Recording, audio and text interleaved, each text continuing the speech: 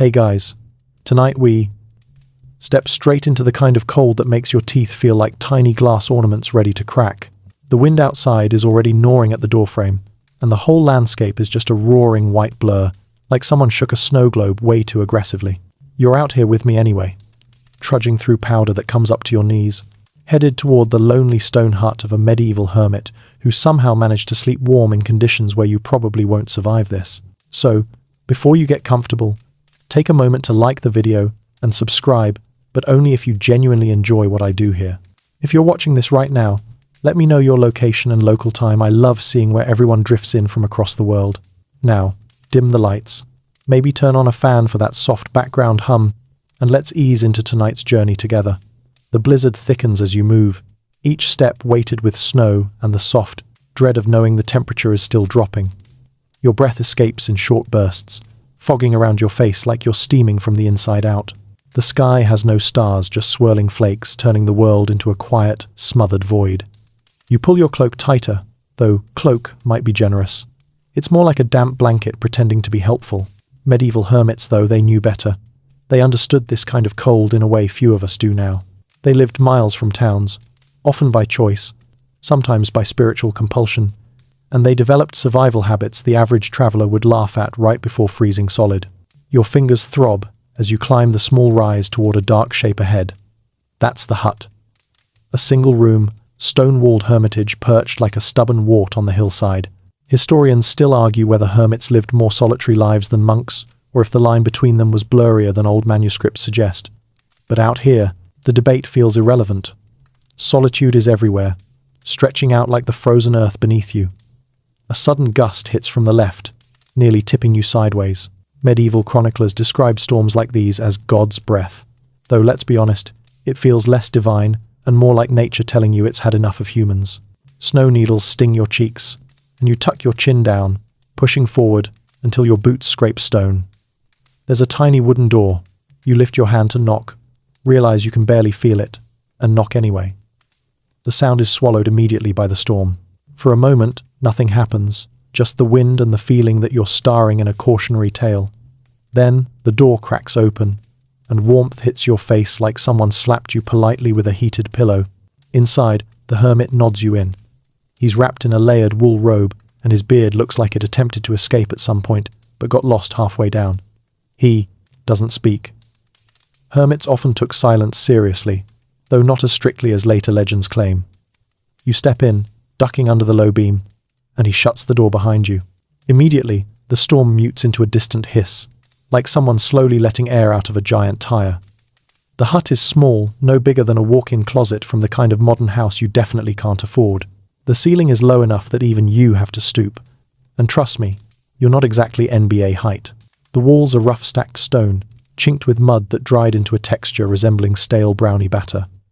A faint orange glow flickers from a tiny hearth built into the far side of the wall. Not a roaring fire, just a shy ember bed that seems almost embarrassed to be flame. But the warmth... oh, the warmth is real. Your shoulders drop, your muscles unclench. It's like stepping into a hug from someone made of heated bread. You inhale, expecting smoke, but the air is surprisingly clean. That's one of the hermit's early tricks, ventilation through tiny, angled cracks that let smoke drift upward while blocking the cold wind from getting in. It's the medieval equivalent of a well-engineered exhaust fan, minus electricity, plumbing, OSHA, and basically anything else that makes life convenient. The hermit gestures toward a corner where a bed-like mound sits. It's not a mattress, exactly more like a nest of materials you'd find behind an ancient barn. Straw, dried rushes, maybe a few natural fibers you don't want to identify too closely. But it's layered in a very particular way, and the heat seems to cling to it like a loyal pet. You kneel beside it, feeling the warmth radiate upward. Suddenly, the snow and wind outside feel like a bad memory. One mainstream historical fact pops into your mind. Hermits often lived in cells or small huts attached to priories, or even as standalone retreats, and their survival depended heavily on manipulating the environment to maintain warmth without relying on constant fire. Firewood was scarce, and constant burning was dangerous in enclosed spaces. But here's your first quirky tidbit. Some hermits actually preheated their sleeping spots by lying stones near the fire earlier in the evening. then tucking those warm stones into the bedding before sleep. Yes, medieval DIY hot water bottles minus the water, and the bottle, just hot rocks and hope. The hermit sits cross-legged by the fading ember glow, his hands cupped near his face. His skin is weathered, the kind of weathered that makes leather look moisturized.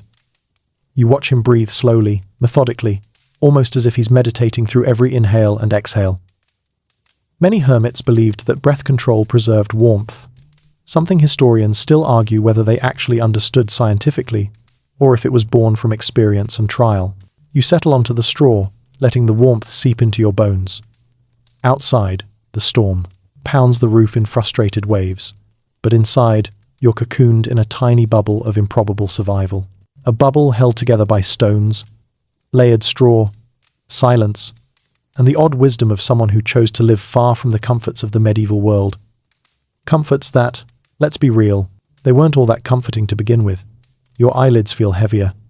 The hermit's ember-lit face softens into an almost peaceful glow, and as the warmth spreads, you realize this is just the beginning of the strange tricks medieval hermits used to sleep warm in blizzards.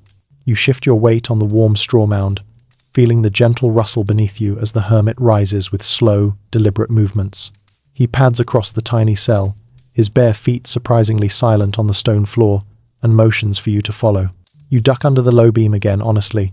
It feels like this hut was built specifically to punish modern posture, and step toward the far wall, where a narrow stone threshold marks the entrance to what looks like an alcove. Calling it a room would be generous. It's more like someone carved a sleeping nook out of a granite loaf. The moment you crouch inside, you understand the genius. The air in here is warmer, significantly warmer, as though heat is pooling in the small space, like water in a bowl. You touch the stones on either side and feel their faint warmth, the kind that comes not from fire, but from insulation and clever design. Medieval hermits didn't have thermostats, but they did have centuries of trial and error. And when you rely on a stone hut in a blizzard, the error part tends to be very short and very final. You kneel, your knees sinking into another layer of straw, thicker and more structured than the bedding in the main chamber. This is intentional. The hermit taps the wall with 2 fingers, and you notice something you missed before. There's mud packed between the stones, but also tufts of wool shoved into the cracks. Not luxurious merino wool harvested from sheep with personal stylists, just rough medieval fleece, unwashed, slightly musky, the kind that would make your dermatologist faint. But it works. Wool retains heat even when damp, and hermits stuffed it into every crevice they could reach. You lean in closer, inhaling the warm earth scent. It's strangely comforting, like a mix of campfire memories and the inside of an old library. The hermit begins smoothing the straw bedding with gentle, practiced motions. You watch as his hands sweep across the layers, and he reveals a subtle pattern beneath a deliberate arrangement of long stalks and flattened rushes placed in overlapping rows, like someone attempted origami but got bored halfway and decided to sleep on it instead. A mainstream historical fact drifts into your thoughts. Medieval peasants and hermits used thresh mats, made of straw, rushes, or sedges as bedding, and these materials acted as natural insulators, trapping body heat and lifting sleepers off the cold ground. You shift your hand under the top layer and discover another secret. The very bottom is lined with bark-thin, pliable sheets that create a moisture barrier against the ground. Bark insulation, tree-based comfort engineering. The hermit was basically doing medieval IKEA, but with fewer instructions and far more frostbite anxiety. He watches your realization with a small nod, the kind that says, "Yes, modern traveler, welcome to the club. Please enjoy your bark mattress." You settle into the nest again, and the hermit reaches for a smooth stone bowl near the wall. Inside is a collection of strange objects, dried roots, a few feathers, and what looks suspiciously like fur. You raise an eyebrow, and he gives an amused snort, your first sign that he finds your confusion mildly entertaining. He holds up a small bunch of dried moss, pinched between his fingers. The moss smells faintly of earth and something minty, and when he places it into a shallow dish near a glowing ember, you watch a thin curl of warm steam rise from it.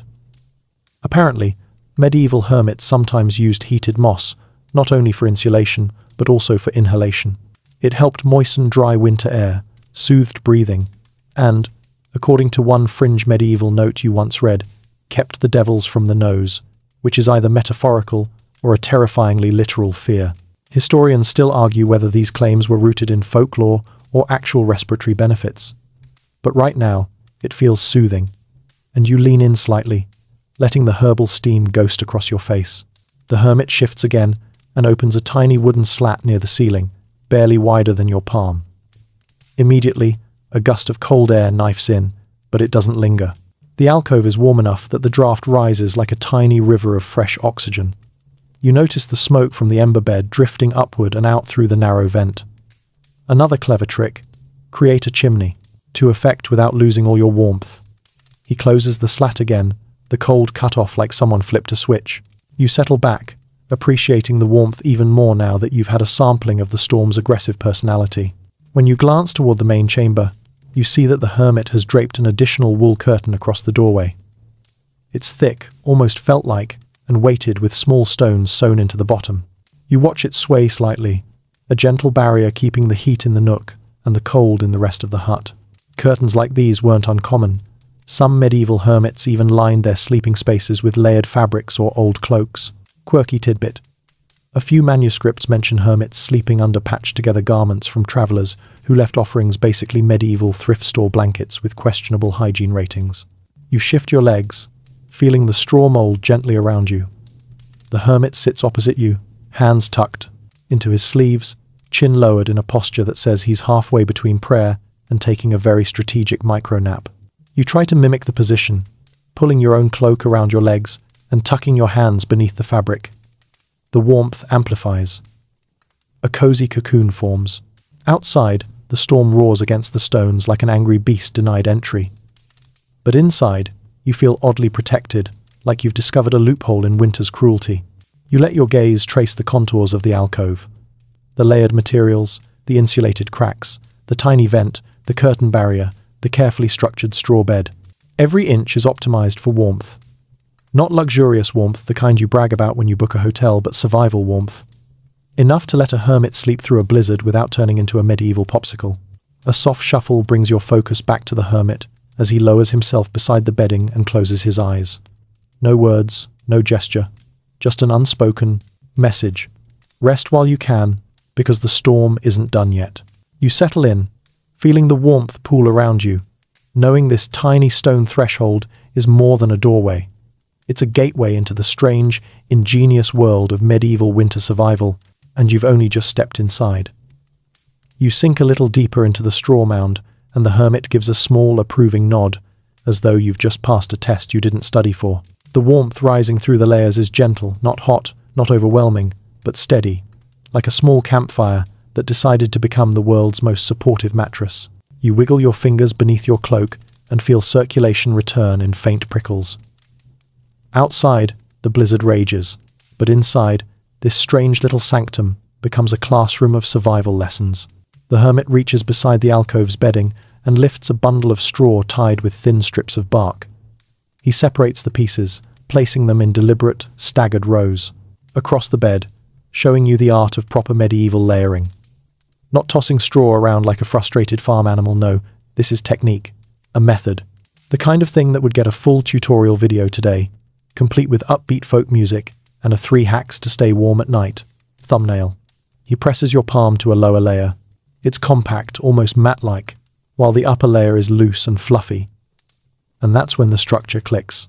The bottom layer creates a firm barrier between you and the freezing ground, while the upper layer holds air pockets, trapping body heat like a natural sleeping bag. You're basically lying on ancient thermal engineering. A mainstream historical fact drifts through your mind. Medieval bedding in poorer households, and especially hermitages, relied heavily on straw or rushes. These materials weren't just thrown down. They were replaced seasonally, sometimes even monthly, to maintain insulation and cleanliness.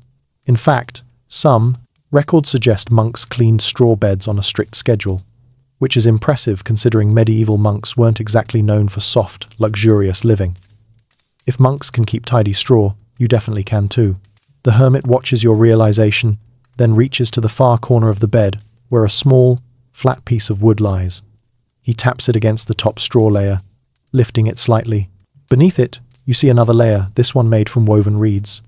You trace a finger across it. It's springy, slightly damp, but warmer than you'd expect. He gestures again, encouraging you to lift the top layer. You do, and the warmth beneath rises like a gentle sigh. You exhale a small laugh, realizing you've just peeled back the medieval version of a multi-layered mattress topper. The hermit, hearing your chuckle, quirks an eyebrow as if saying, "You modern people think you invented comfort?" Then comes the quirky tidbit. He reaches into a pouch at his side and pulls out something you absolutely didn't expect: feathers. Not fluffy pillow feathers, but long, stiff ones, maybe from a goose or duck. He tucks them into the outer edges of the straw pile. You blink, confused, until he lifts one and bends it slightly. It snaps back. He motions for you to lie sideways and feel the molded shape. When you do, you realize the feathers provide structural support, helping the straw maintain its form throughout the night. Medieval memory foam, Feather Edition. But the hermit isn't done lecturing through interpretive bedding. He picks up a handful of darker, thicker stalks, reedmus, maybe, or cattail fluff, and scatters it evenly beneath the top straw layer. These plants, when dried, offer even better insulation, and, when fluffed a certain way, feel surprisingly soft. European hermits were known to forage for such materials when preparing winter bedding, though historians still argue whether they preferred cattail or bulrush, since medieval manuscripts tend to mix up plant names with reckless confidence.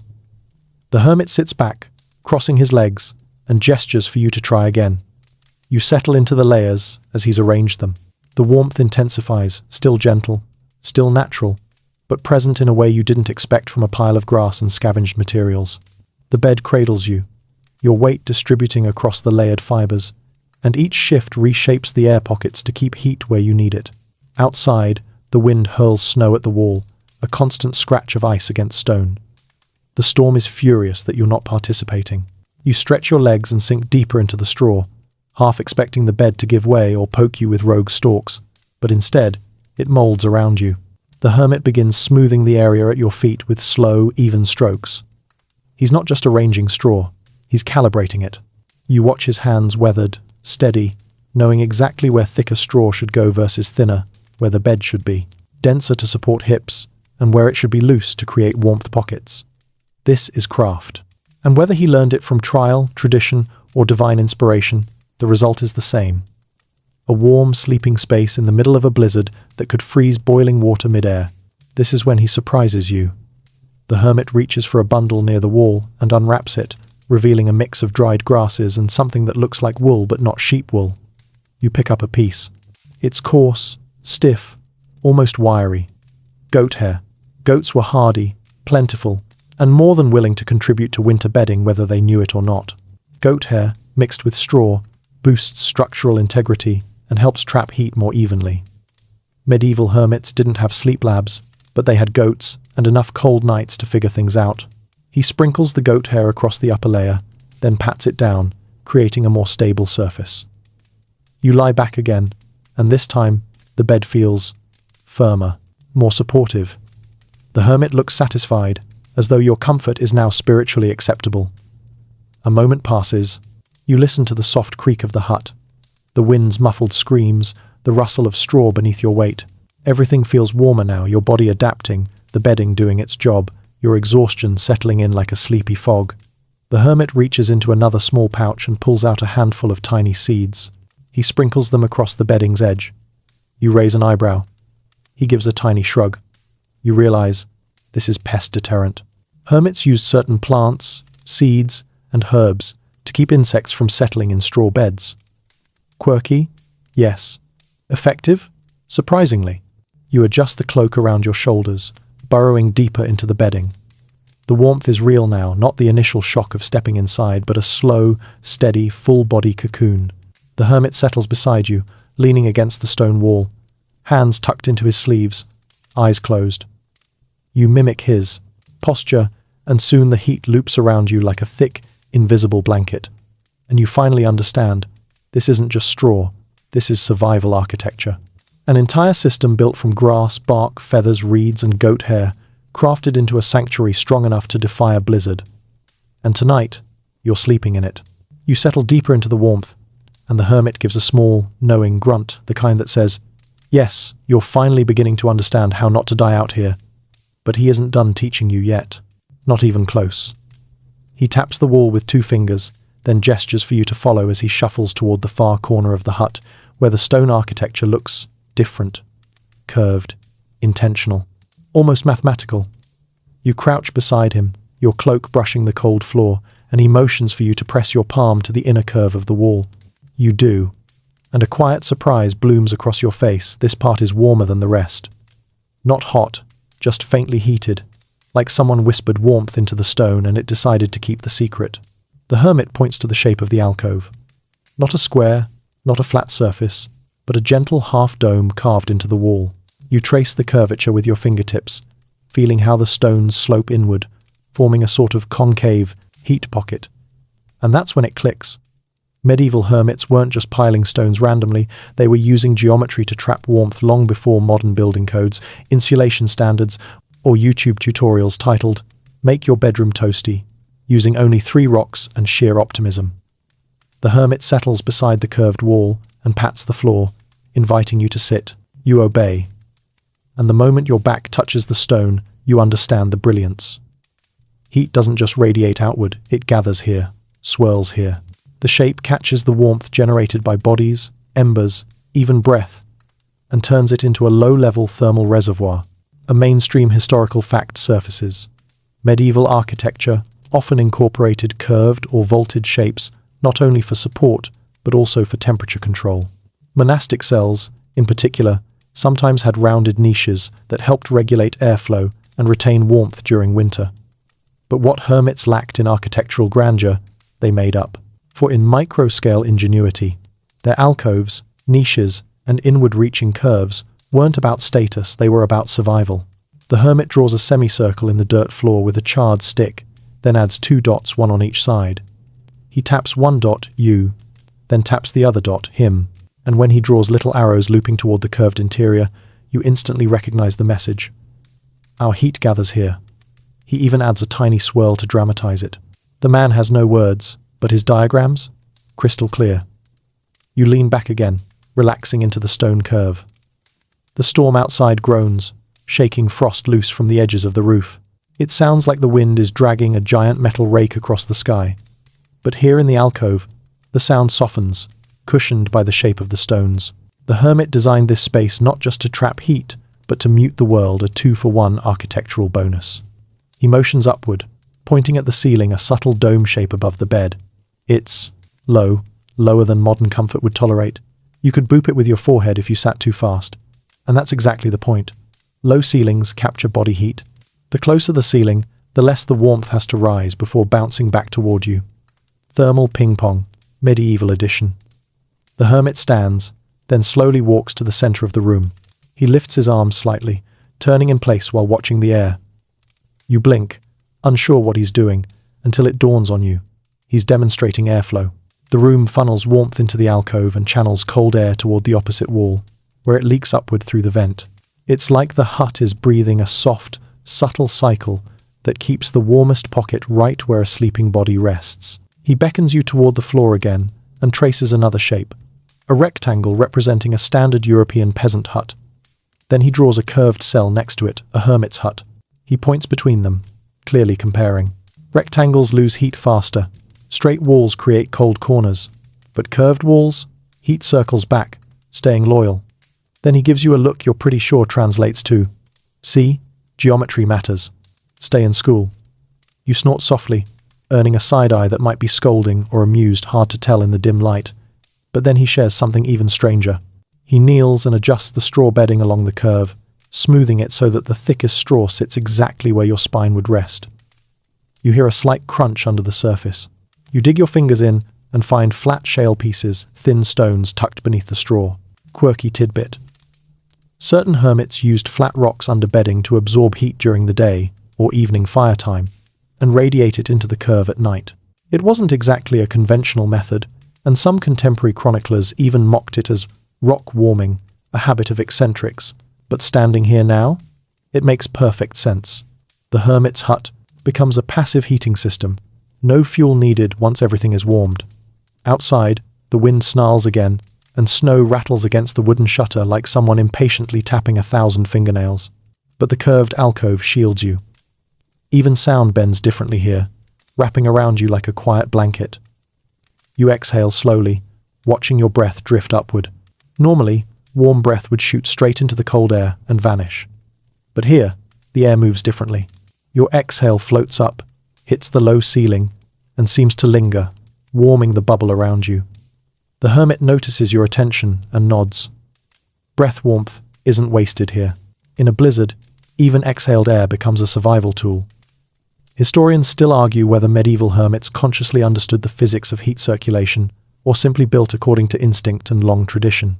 But the results speak for themselves.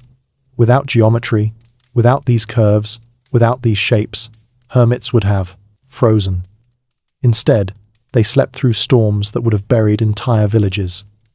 You lean deeper against the stone, letting it cradle your back. The warmth spreads like ink in water, slow, steady, almost meditative.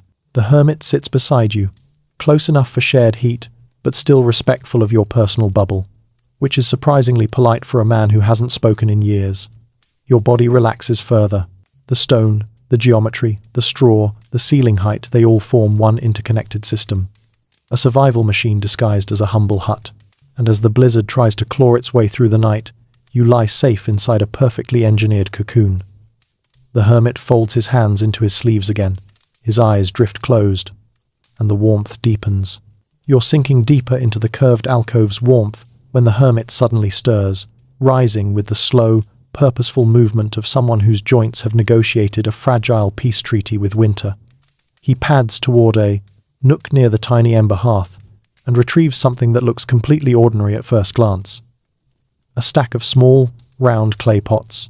They're simple, unpainted, unglazed, a little lopsided, as though the potter sneezed mid-spin, but the hermit handles them like precious relics.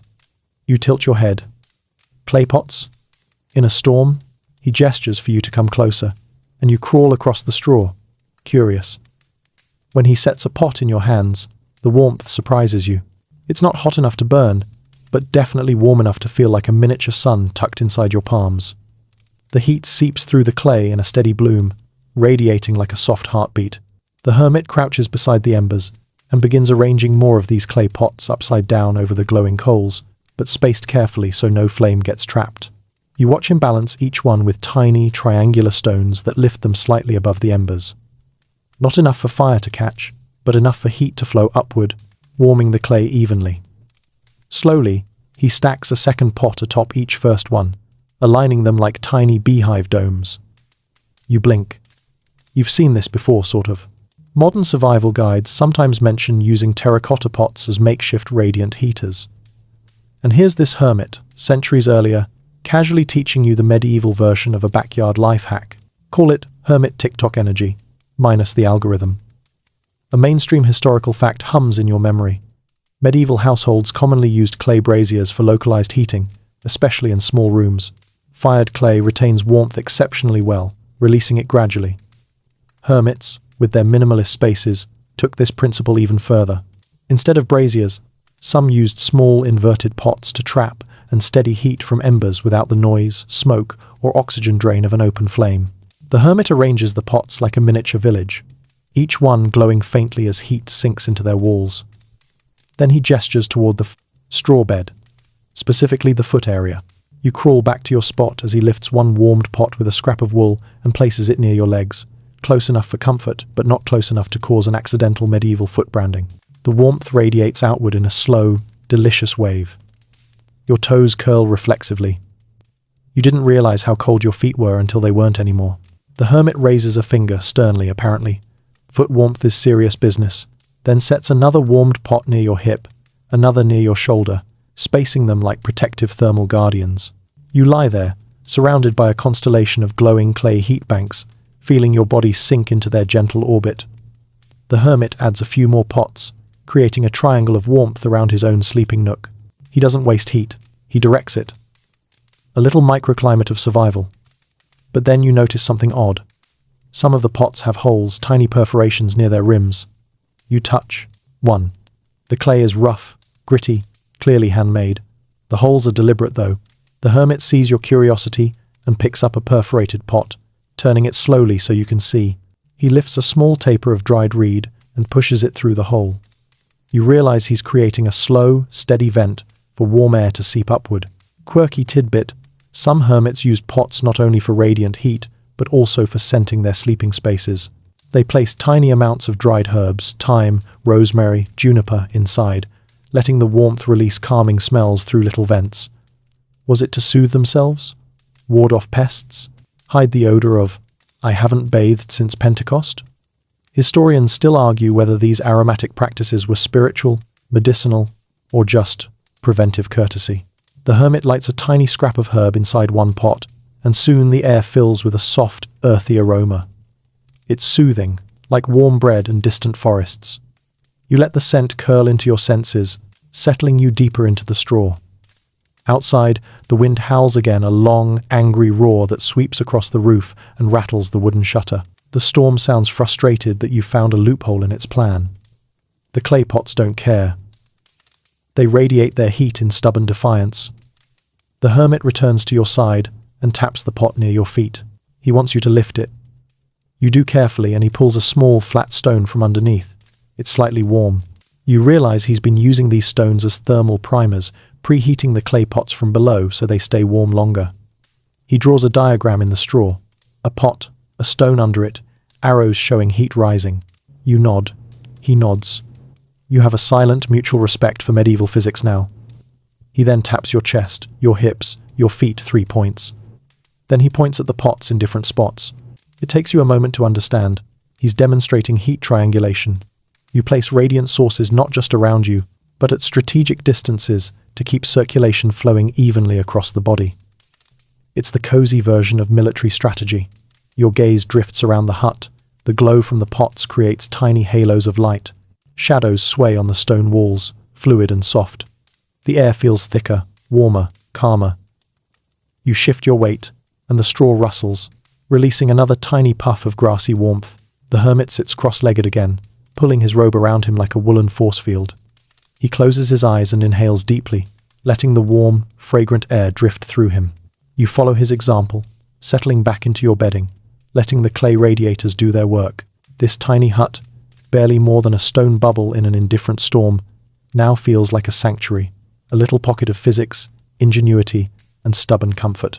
Outside, the blizzard hurls itself against the world. Inside, you're surrounded by medieval clay technology that refuses to let you freeze. You close your eyes, feeling warmth seep into your bones. And you realize, you haven't even seen the strangest tricks yet. You're drifting in the gentle warmth from the clay pots when you hear a soft, rhythmic sound behind you, something like a tiny broom brushing against stone. The hermit doesn't react, which means this is normal, and therefore probably weird. You turn slowly and spot movement near the far corner of the hut. Something small, dark, and very much alive is waddling toward the bedding with all the confidence of someone who absolutely pays rent. It's a hedgehog. A plump medieval hedgehog, its quills half fluffed from the cold, toddling across the floor like a spiky loaf with legs. It pauses, sniffs the air, then marches straight toward the hermit and nudges his foot, as if to say, "I'm clocking in for my night shift." You blink. The hermit pats the hedgehog once lightly, respectfully, then gestures for you to make space. You scoot, and the hedgehog crawls right into the warm spot, between the straw and your cloak, settling in as though this is simply how winter nights are supposed to work. You raise an eyebrow at the hermit. He shrugs. You understand the message immediately. Welcome to the Animal Warmth Partnership Program. Before you can fully process the living heat source now curled against your side, the hermit moves to a small wooden box near the hearth. He opens it, and 2 sleepy, slow-blinking shapes emerge. A pair of small meadow mice, warm and furry, climbing onto his palms. He places them gently into a tiny straw-lined nest near his bedding. They immediately curl into a fuzzy knot and close their eyes. You're torn between and wait, what? But the logic hits quickly. Body heat. Tiny creatures radiate warmth just like big ones, and unlike humans, they tend to run warmer because their metabolic rates are higher. Hermits, living alone with scarce resources, learned quickly that sharing sleeping quarters with certain animals wasn't just tolerable, it was strategic. A mainstream historical fact comes to mind. Medieval manuscripts often mention animals sharing living spaces with solitary dwellers. Cats guarded grain, dogs provided protection and warmth. And in some monastic cells, small domestic animals were known to curl near their humans during harsh winters. In cold climates, People and animals frequently relied on shared warmth, intentional or otherwise. The hermit sits cross-legged again and taps the hedgehog gently. The little creature huffs, then wiggles deeper under your cloak like a heated pine cone. The warmth it radiates is shockingly noticeable. You feel heat blooming across your ribs, a soft radiance that spreads slowly across your torso. It's oddly comforting, like having a portable, prickly hot water bottle. The hermit gestures toward the door as if to say, "This is who survives the cold, those who adapt." You nod, though part of your brain is whispering, "I hope this hedgehog doesn't decide." You're a snack later. He reaches behind a stack of firewood, and no joke produces a small, wool-wrapped bundle. He unwraps it slowly and reveals a guinea pig-sized creature with enormous eyes and a sleepy expression. A dormouse, a literal medieval sleep companion. Romans famously kept dormice for food, but medieval hermits? They used them as warmth buddies. The hermit strokes the tiny creature with a fingertip and places it in its own pocket of straw near his shoulder area on the bedding. The dormouse curls up instantly. You feel its warmth even from a few inches away, seeping through the straw. Quirky tidbit. Some early Christian hermits believed animals symbolized divine companionship, and a few texts mention hermits befriending small woodland creatures who visited them during long winters. Whether the hermits encouraged it for warmth or for spiritual symbolism is, well, you guessed it. Historians still argue whether these accounts represent literal practices or hagiographic embellishment. The hedgehog shifts, burrowing closer. You gently touch its back, warm, really warm. The hermit watches you with amused approval. You're officially part of the ecosystem now. He stands and retrieves one more surprising companion, a chicken. A single, fluffy, unimpressed chicken who has clearly seen too much in its life. The hermit places it in a tiny birch bark pen near the heated clay pots. The chicken settles immediately, puffing up its feathers until it resembles a disgruntled feather pillow. Chickens radiate heat even more than hedgehogs. A single hen can raise the ambient warmth of a small enclosed space by a few degrees. You didn't expect to learn that tonight, but here we are. The hermit examines the scene like an architect reviewing his blueprint. Hedgehog. Check. Dormouse. Check. Mice cluster. Check. Chicken. Vibing. He gives a single, satisfied nod. This is the medieval version of an electric blanket warmth distributed through multiple small mammals who, like you, did not sign up for this specific collaboration but are making the best of it. Outside, the storm shrieks again, snow spraying against the hut like handfuls of gravel thrown by an angry weather god. But inside, you and the hermit are surrounded by warmth, living, breathing warmth that can't be blown away, can't freeze, can't extinguish like a fire. The hermit gestures to the alcove. You lean back into the curve, the hedgehog snuggling deeper, its tiny body a furnace of surprising intensity. The warmth from the clay pots mixes with the warmth from the animals, creating layers like a thermal sandwich, with you as the grateful filling. You shift slightly, feeling the hedgehog sigh in its sleep. The mice rustle softly in their tiny nest. The chicken coos. The dormouse gives a faint squeak before nestling deeper under the straw. This is harmony. This is survival by cooperation. The hermit looks at you with quiet depth, as though sharing a secret. No one survives the cold, alone. And maybe that's the simplest truth of all. The hedgehog shifts slightly under your cloak, its tiny feet pressing gently into your ribs, and the warmth radiating from that little creature makes your eyes half-lidded with comfort. But the hermit isn't done revealing the next layer of medieval winter magic. He rises again, brushing straw from his robe as he moves toward a shallow pit carved neatly into the hut's floor. You hadn't noticed it before, just a slightly darker oval near the hearth, but now he taps it twice with his knuckles, inviting you closer. You crawl forward, careful not to jostle the hedgehog too much, and peer inside. At the bottom of the pit are several large mineral stones, flat, heavy, and streaked with white lines that glint faintly in the emberlight. They're warm, not hot, but holding a deep, lingering heat, like they've stored a memory of fire. The hermit lifts one stone and places it in your palm. You feel the weight first, dense, almost metallic, then the heat blooming outward slowly, like the stone has its own internal pulse. He gestures toward the clay pots you used earlier, then toward the stone, connecting the ideas. These aren't just rocks, these are heat banks. He sets the large stone onto the straw beside you and retrieves 3 more, arranging them in a triangle around the bedding. You notice immediately how the warmth begins to gather. not quickly like the pots, but gradually, steadily, as though the air itself is being encouraged to calm down and behave. A mainstream historical fact floats into your thoughts. Many medieval households, especially in colder regions, used heated stones or bricks as bed warmers. They were placed near fires for hours, then wrapped in cloth and tucked into beds to radiate warmth long after the embers died. But hermits didn't just use any stones. They often chose mineral-rich varieties like soapstone, granite, or even ironstone, which held heat longer and released it more evenly. It was heating technology long before radiators existed. The hermit kneels and begins rearranging the straw bedding directly above the pit. He smooths the layers into a gentle slope, so that heat rising from the stones below flows upward into the sleeping area, like warm air rising through a vent. You lean closer, feeling the temperature shift subtly, the kind of warmth that seeps into your bones without announcing itself. He taps the pit again, then drags a finger across the edge, forming a small groove in the dirt. He repeats the motion around the pit, tracing 4 shallow channels leading outward under the bedding. You tilt your head, confused, until he places your hand over one groove. Warm air flows through it.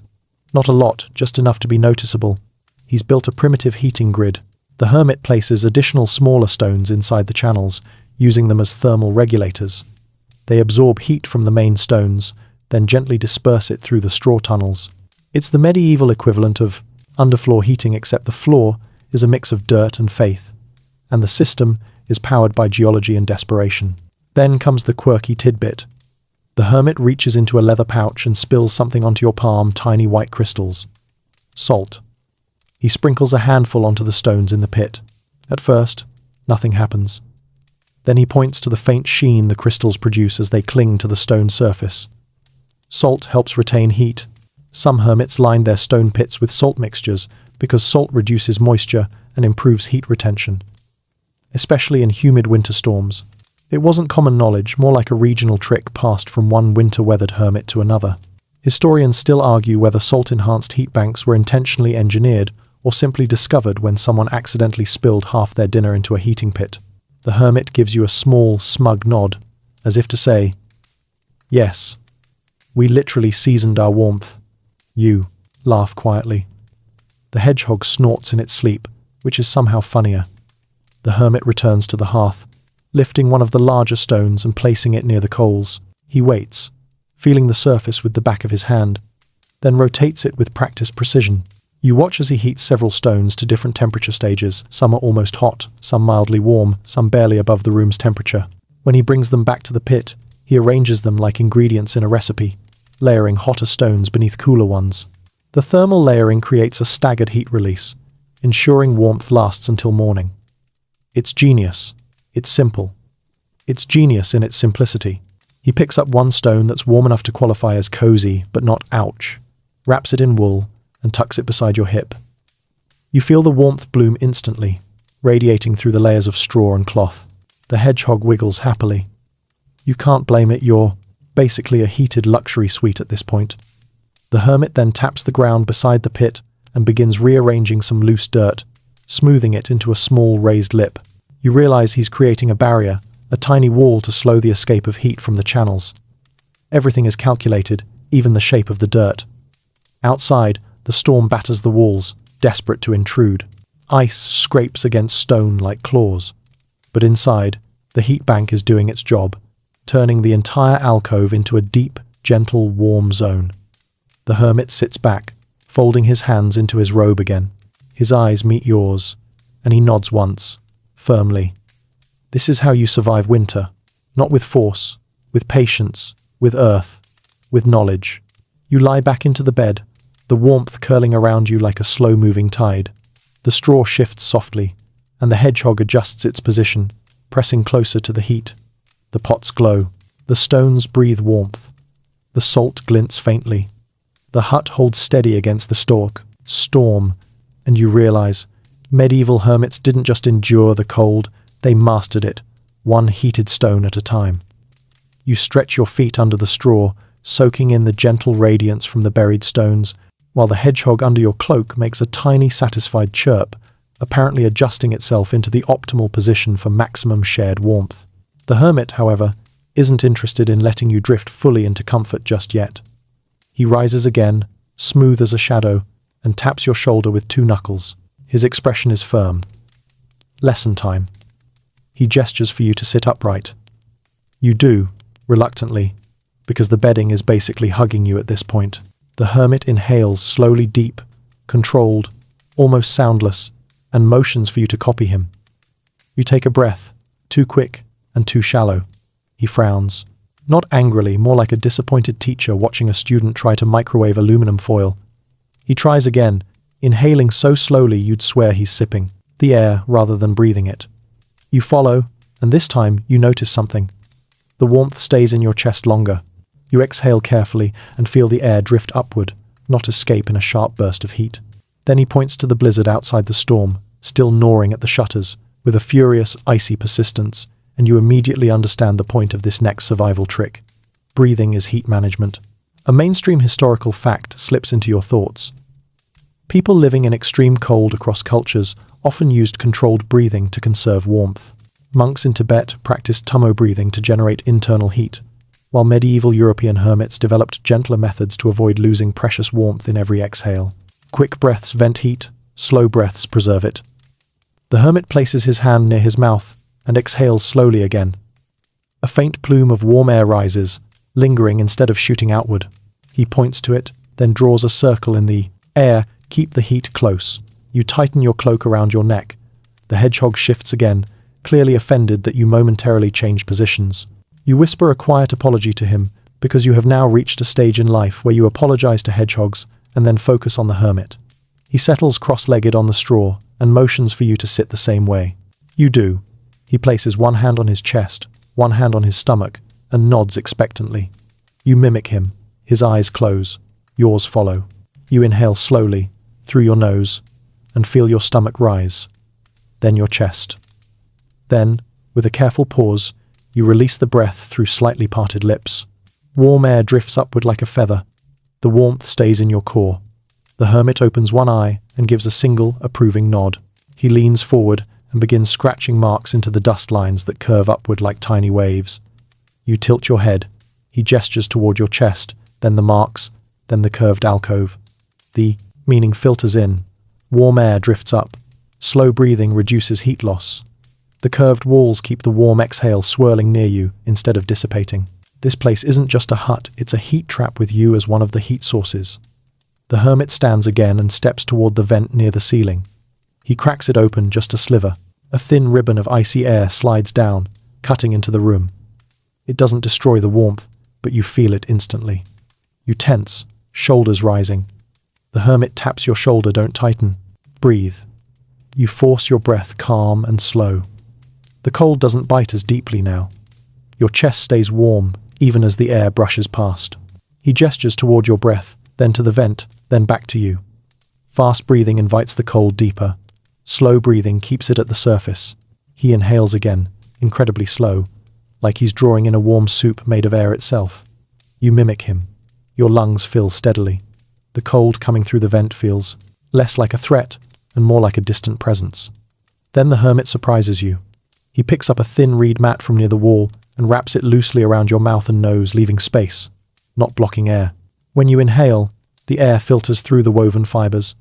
It warms slightly before reaching your lungs. Quirky tidbit. Some medieval hermits used straw or woven mats as crude warmth filters during winter storms. They weren't masks, they were breathing shields that prevented the coldest air from shocking the lungs. Records are scarce, but mentions do appear in ascetic writings from colder monastic regions. Historians still argue whether this method was widespread or just a creative regional trick. The reed mat smells faintly of dried grass and thyme. It hums softly as you breathe, almost like a bee lost in a nap. Each inhale is smoother now, warmer, more controlled. The hermit adjusts it slightly, ensuring it hangs loosely. You take another long, deliberate breath. The air enters warm. You exhale slowly. The warmth lingers. He claps once, just once. A tiny, sharp sound. Your hedgehog jumps, bristles rising like a startled pincushion. The hermit points toward the shuttered window, then toward the ceiling. The storm's pressure shifts. You can hear the wind curling differently. He wants you to listen. You open your ears to the storm, the hiss, the scrape, the roar. It cycles, It pulses. It flows in predictable patterns if you listen carefully. The hermit points in the direction of each shift, tracking the storm as if reading its breathing, too. Then he touches your chest, then the wall, then your chest again. Your breathing like the hut should sync with the storm. Slow when it's slow, still when it pauses, calm even when it swells. You try. Inhale during a lull, exhale when the wind rises. Your breath becomes a counterbalance to the cold. The hermit nods again. Then he demonstrates a different technique, one you didn't expect. He breathes in, deeply, then exhales through his nose only, humming softly. The vibration warms the nasal passages and reduces heat loss. You try it. Your lips buzz faintly. The hedgehog gives you a judgmental side eye, but you persevere. Your chest warms. Your head clears. Your breathing becomes part of the warmth system, not a leak in it. The hermit settles back into his alcove. You do the same. You breathe slowly, deeply, letting warmth circulate through your body like a quiet tide. The stones beneath you radiate. The clay pots glow. The storm chants at the window. The hedgehog snores, because of course it snores. You pull your cloak tighter, feeling the warm air around you shift gently with each breath. Winter can take your fire. It can take your daylight. But it can't take your breath unless you waste it. Tonight, you breathe like a hermit who has survived 100 winters. The reed mat still hangs loosely over your mouth, warming each inhale just enough to make the frigid air feel less, like a direct assault on your lungs. You lean back into the straw bedding, feeling the hedgehog shift again its tiny body a warm punctuation mark under your cloak. The hermit watches your breathing settle into a calm rhythm, nods once, then rises with the quiet certainty of a man who has survived more winters than you've had bad hair days. He moves toward a small woven basket, tucked beneath a shelf of stacked firewood. From it, he pulls several small bundles tied with thin twine. They're made of dried herbs, ragged, earthy things that look like they were gathered at dawn by someone with strong opinions about plants. The hermit sets them beside you like a merchant displaying goods at a market stall, though he clearly has no intention of selling anything. This is lesson time. He unties the first bundle. A sharp, minty aroma rushes upward, clearing your nose and cooling your throat before warming it again. You recognize the scent instantly: sage. Medieval sage didn't just flavor stews. It was used to stimulate circulation and help keep the body warm. Some manuscripts even refer to it as salvatrix, the savior plant, which is honestly a bold name for any leaf. But right now, you're willing to believe it. The hermit lifts a small clay dish and sprinkles fragments of sage into it. He sets the dish near one of the heated pots. Within seconds, a fragrant warmth curls into the air, clean, restorative, a little sharp. You inhale deeply. Your chest expands with the scent. Your skin warms slightly. Your mind feels clearer.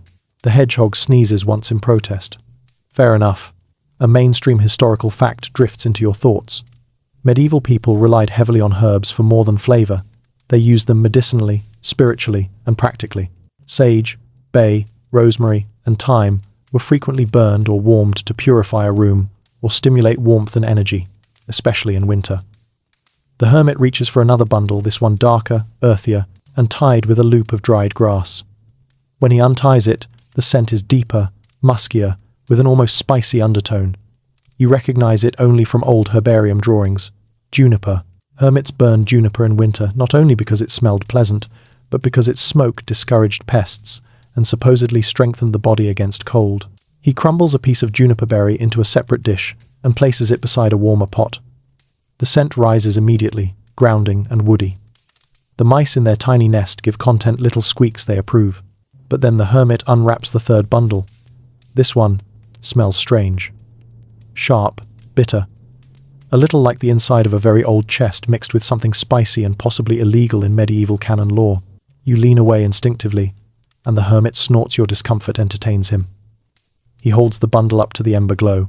You see the brittle stems of valerian root, an herb medieval people used for sleep, anxiety, and warmth.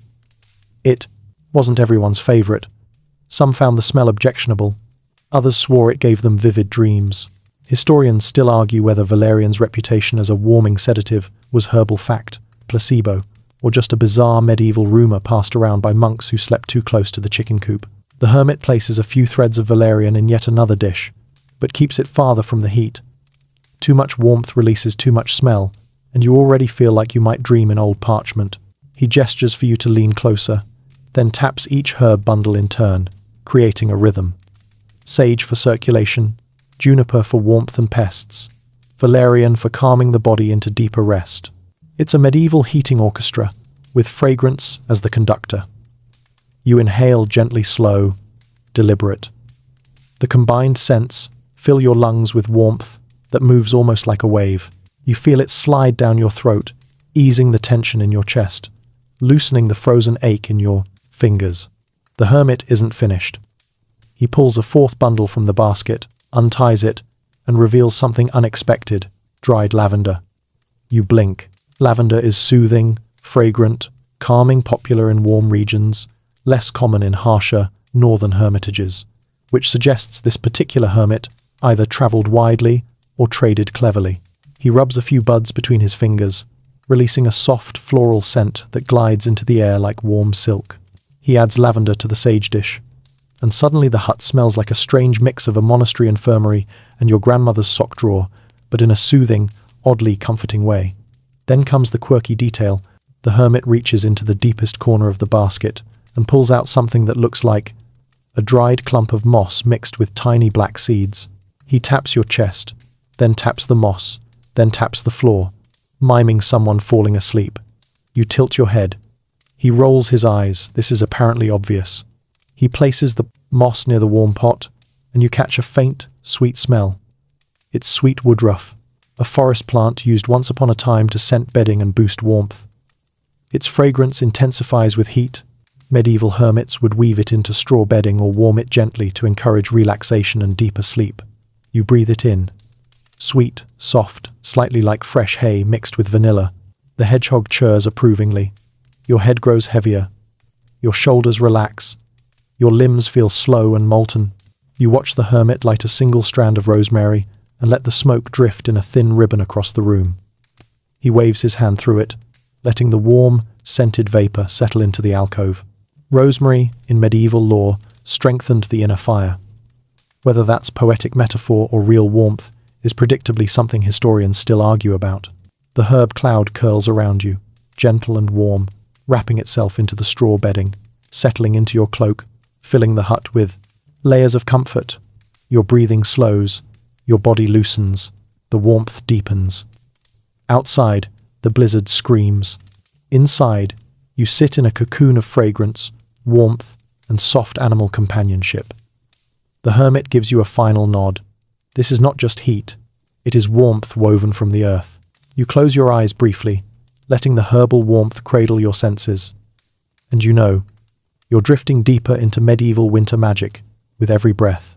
The sweet woodruff scent still lingers in the air when the hermit suddenly rises, his motions brisk and purposeful, as if he's preparing the hut for the next phase of the storm.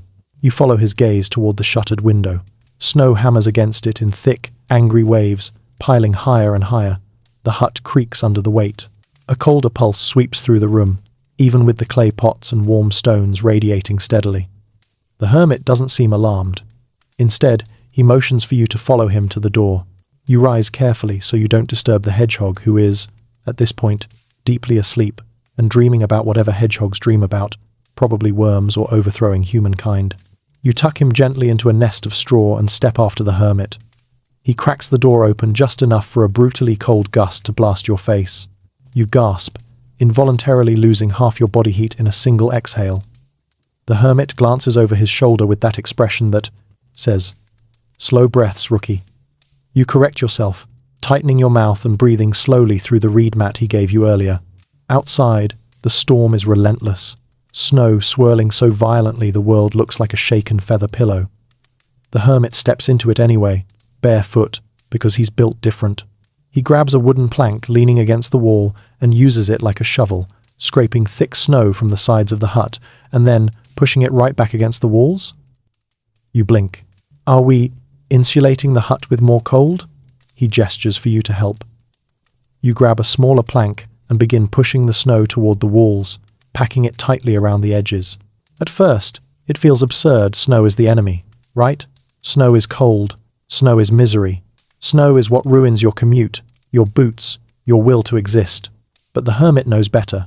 He taps the wall after you finish packing the snow and then points for you to place your palm against the inside wall. You do. And to your shock, it feels warmer. A mainstream historical fact emerges. Snow, despite being cold, is an excellent insulator. Igloos, after all, are built on that very principle. Packed snow contains trapped air pockets that prevent heat from escaping. Medieval hermits in northern regions knew this too, even if they didn't articulate it scientifically. When blizzards raged, they reinforced their huts with snow walls, nature's bizarre gift of insulation. The hermit nods approvingly as you feel the warmth difference, then uses the plank to shape the snow into a smooth incline around the hut. He directs you to pack more along the base, forming what looks like a giant, frozen nest. The wind screams harder now, slamming into the new snow barrier. Instead of leaking through cracks, the cold is absorbed and softened by the dense snow layer. The hut itself stops trembling. The storm's fury turns into a muffled hush, like someone wrapped the entire building in a thick winter quilt. You both step back inside quickly, because your eyelashes are already frosting. The warmth inside hits you instantly. Not just from the pots and stones, but from the sudden reduction in heat loss through the walls. The hermit closes the door, bars it with a thick wooden latch, and tests its strength. Satisfied, he lifts his chin toward you with a tiny smirk. Snow wall insulation. You're welcome. You kneel near the alcove again, and the hedgehog waddles over to reclaim his rightful spot on your lap. The straw shifts beneath your legs, radiating warmth from the stones below. The hut feels quieter, calmer, as though the snow has wrapped the world in silence. The hermit isn't done teaching, though. He grabs a small stick and draws a diagram in the dirt floor, a simple rectangle representing the hut. Then he scribbles a thick border around it. He points at the border, then at the walls, then at the storm outside. You follow along. The snow traps warm air inside and blocks wind from reaching. Vulnerable cracks. He taps the roof next, showing you where snow collects naturally and how it, too, becomes insulation. As long as the roof is sturdy, the more snow on top, the warmer the interior stays. But then comes the quirky tidbit. The hermit opens a tiny cupboard carved into the stone wall and retrieves a flat slab of frozen mud mixed with straw. You stare at it, unimpressed. He breaks the slab in half and sprinkles the pieces into a bucket of melting snow near the hearth. He stirs it with a wooden spoon until it forms a thick, sticky paste. Then he walks to the corners of the room and begins slathering the mixture into gaps near the ceiling. You gasp softly as realization dawns. He's making snowplaster a temporary winter mortar that hardens when exposed to freezing air.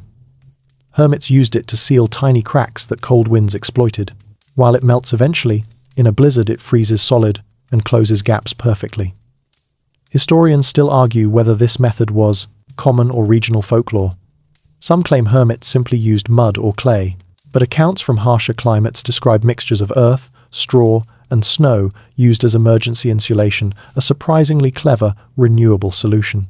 When he finishes sealing the cracks, the hermit stands back and wipes his hands on his robe. The hut is tighter, warmer, safer. You feel the difference immediately, less draft, less chill, more stable warmth. The hermit gestures toward the wall again, inviting you to sit against it. You do, and the curved geometry you learned earlier now works even better. The snow on the outside holds warmth inside, letting the alcove function like a thermal pocket. It's warm, cozy, even despite the apocalyptic weather outside. The hedgehog curls deeper into your cloak. The dormouse nestles into its straw pocket. The mice sigh contentedly. Even the chicken settles on its perch like it's in a feathery penthouse suite. The hermit sits beside you, his breathing slow and steady. The soft herbal scent still floats in the air. The clay pots glow faintly. The stones radiate upward. The snow walls hold firm. You realize that everything you're experiencing, the layers, the heat banks, the insulation, isn't random. It's a system, a masterpiece of medieval microengineering, using nothing but earth, snow, herbs, and patience. The storm rages. The hut rests. And inside this insulated cocoon, you feel warm enough to drift. Warm enough to survive what others could not. The hermit sits back down beside you, the snow-packed walls gently muffling the roar of the still raging blizzard outside. The air inside the hut feels thicker now, warm, layered, almost velvety. The hedgehog has returned to its preferred position, curled into the crook of your elbow like a prickly, judgmental croissant, and you're finally starting to believe you might actually survive this night. But the hermit has one more critical lesson to teach, one that involves the smallest fire you've ever seen. He shuffles toward the hearth, where the embers glow like a cluster of sleepy fireflies. There is no flame, no crackling logs, just a soft, simmering bed of orange heat. He stirs it once with an iron poker, sending a faint puff of sparks into the air, then carefully spreads the embers into a thin, even layer. You notice how he leaves pockets of ash between them. He nods toward you, urging you closer. When you crawl beside him, he lifts a tiny stick no bigger than a pencil and places it on a single ember. The stick warms but doesn't catch fire, because he's deliberately keeping oxygen flow low.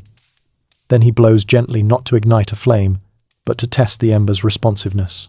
The glow brightens for a heartbeat, then settles again. This is not fire for light. This is fire for warmth. A mainstream historical fact surfaces. Medieval hermits often relied on embers rather than flames through the night. Flames were dangerous in small, enclosed cells. Too much smoke, too much oxygen consumption, too much risk of burning down the only shelter they had. Embers, on the other hand, radiated slow, steady heat for hours, especially when banked properly under ash. But now the hermit reveals something stranger. He retrieves a small, curved fragment of pottery, half of a broken cup. He places it over a cluster of embers, creating a tiny dome that traps heat but prevents open oxygen flow. Then he slides a sliver of dry bark into the edge, not to burn, but to warm, just enough to release a faint woody aroma into the room. He taps the dome twice, then points at your chest. Warm air, not smoke. Heat, not flame. Life, not risk. Then he demonstrates microfire management. He pushes ash over half the ember bed, burying it in a soft grey blanket. The warmth doesn't disappear, it actually steadies, trapped beneath the ash. You place your hand above the ash-covered part and feel the soothing heat rising like a breath from the earth. He draws a little diagram in the dirt floor. Embers, ash cover, low oxygen, long-lasting heat. Then he draws an X through a tall flame. Message received. You lean forward, using slow breaths just like he taught you. The warm air rising from the covered embers flows upward in gentle waves, circulating through the hut in a quiet loop. The clay pots catch the warmth and release it back. The heat bank stones drink it in and pulse it slowly upward. Everything is interconnected. Then comes the quirky tidbit. The hermit opens a small leather pouch, digs around, and lifts out a cluster of dried mushrooms, thin, pale, papery things. He crumbles one between his fingers. The scent is faintly earthy, slightly sweet. He sprinkles the flakes onto the ash-covered embers. You gasp, not because anything burns, nothing does, but because the smell changes instantly. A soft, warm, almost roasted scent fills the hut. This is pleasant, cozy, calming. Some hermits, according to obscure winter survival notes, used certain dried fungi as ember perfumes. Not for luxury, but to ensure the air smelled tolerable when huts were sealed tightly during blizzards. Mushrooms release faint aromas when warmed, not burned. Historians still argue whether this was common practice or a monkish embellishment meant to make hermits seem more mystical. But right now, you're deeply grateful for it, because the hut now smells like a rustic bakery and a quiet forest had a peaceful baby. The hermit then reaches for something else, an odd, spiral-shaped piece of charcoal. He places it near the ember bed, but doesn't ignite it. The spiral shape increases surface area, allowing it to warm without smoking. As it heats, it releases a stable, comforting dry warmth, not hot like a flame, not choking like thick smoke. He places your hand over the spiral. The heat that rises feels different, cleaner, more focused. This is directed warmth, intentionally shaped. You look at him, bemused. He shrugs modestly, as if to say, geometry again. He arranges 3 charcoal spirals around the ember bed, forming a triangle that channels warmth upward into the alcove. You feel it immediately, a subtle shift in temperature, like someone just draped a warm scarf across your shoulders. You shift your cloak. The hedgehog adjusts. The hermit observes. Then, unexpectedly, the hermit picks up a hollowed-out horn, small, maybe from a goat, and places it near the embers. He angles it just right, and suddenly you feel a warm draft channeled directly toward the bedding. He's made a primitive heat funnel. The horn channels warm air upward into a precise path, distributing warmth efficiently without increasing smoke. Small horns or rolled bark were sometimes used this way, especially by solitary dwellers who needed to maximize ember heat. The hermit places the horn so the warm air flows across the alcove wall, enhancing the curve's natural heat-holding shape. Genius. Ridiculous, but genius. You watch as he adjusts the tiny system ember bed, ash layers, mushroom flakes, charcoal spirals, heat funnel, all operating silently like a tiny medieval furnace that somehow obeys physics and good vibes. He sits back at last, satisfied. Inside the snow-packed hut, with the subtle warmth drifting across your skin, you realize something profound. The hermit is not keeping a fire alive. He is managing warmth like a resource. Like a monk counts prayers, like a scholar counts pages. He teaches you with gestures. Heat is precious. Fire is dangerous. Embers are life. Smoke is the enemy. And tiny adjustments make the difference between freezing and waking up tomorrow. The storm outside claws at the walls. The embers glow faintly. The clay pots radiate. The stones hold steady heat. The funnel hums with warm air, and your body relaxes deeper into the straw. This isn't a hut anymore. It's a carefully tuned survival instrument. You close your eyes as the warmth washes over you, subtle and steady. Tonight, the blizzard can howl all it wants. You're wrapped in a microfire masterpiece built by hands that understand winter better than winter understands itself. The warmth drifting from the ember bed lulls you deeper into that blissful, drowsy place where your bones finally stop arguing with the cold. But before you can fully surrender to sleep, the hermit claps softly, but with purpose. It's the universal signal for, don't fall unconscious yet, we've got more weird medieval science to get through. He reaches beside the alcove and pulls out something that looks like a tangled, beige cloud. At first you think it's a bale of messy straw, but when he lifts it, the texture catches the ember glow with a soft, fuzzy sheen. It's wool. But not just any wool. This is compacted wool, dense, layered, and felted by hand. The hermit spreads the wool mat across the straw bedding like a magician, revealing his next trick. To run your hand over it. It's firm, but with a cushioned give, like 1,000 tiny wool spirals compressed into a thick, warm sheet. It smells faintly of lanolin and mountain air, with a hint of, I've been stored in a hut for 5 winters too many. He gestures for you to lie down on it. You slide onto the wool, and instantly your body sinks into a warm embrace.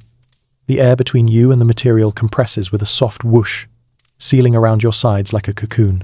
The hedgehog approves, burrowing into the pocket created by your arm and the wool. A mainstream historical fact returns to you. Medieval Europeans, especially those living in colder, rural regions, often crafted felted wool pads or cloaks. Wool felt was prized because it remained warm, even when damp, resisted wind, and trapped heat better than almost any other natural material available at the time. Monks in harsher climates used felted wool mats under bedding to conserve body heat, and hermits, who lacked constant fire, depended on it to survive winter nights. The hermit taps the wool surface, then makes a gesture like pressing down. He wants you to notice how compression affects warmth. You press your hand into the wool. It flattens, but springs back slowly.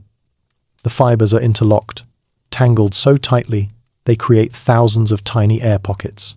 These pockets hold heat like miniature storage vaults, and the compression keeps them from shifting too much, creating a stable, long-lasting insulation layer. He lifts the edge and places your hand beneath. It's warmer beneath the wool than above it, because your body heat is already being captured and recycled.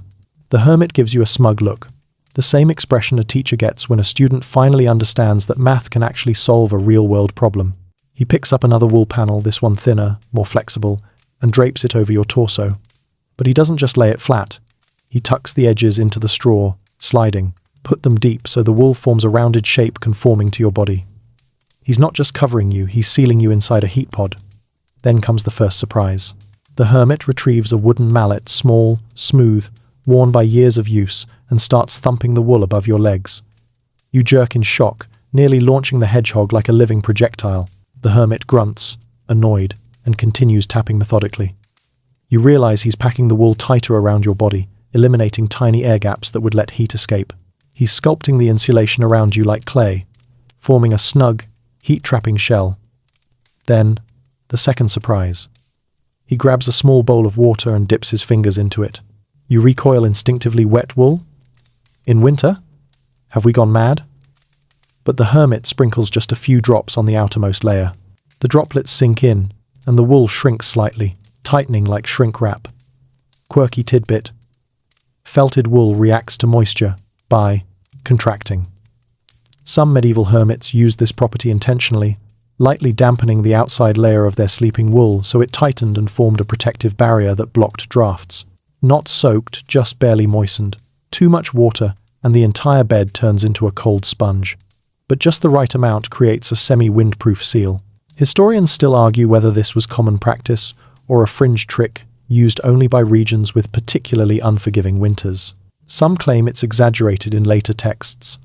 Others insist archaeological wool samples show evidence of intentional wetting and refelting. But tonight, in this hut, you're experiencing it directly like a wool burrito engineered by nature. As the wool tightens, you feel the temperature rise noticeably. The warmth from the stones below now funnels upward into your body rather than dissipating. The curve of the alcove helps, too, reflecting heat back toward you like a gentle, invisible wave. The hermit nods in approval, but he's not done. He picks up a third piece of wool thin, almost scarf-like, and wraps it gently around your neck and shoulders, making sure it overlaps with the top insulation layer. You feel the edges tuck in, then flatten as he presses them. This seals warmth at your neck, preventing heat from leaking upward. He demonstrates the airflow with a wave of his hand pointing from your feet upward. He then clamps his fingers at your neck to show where the heat must be stopped.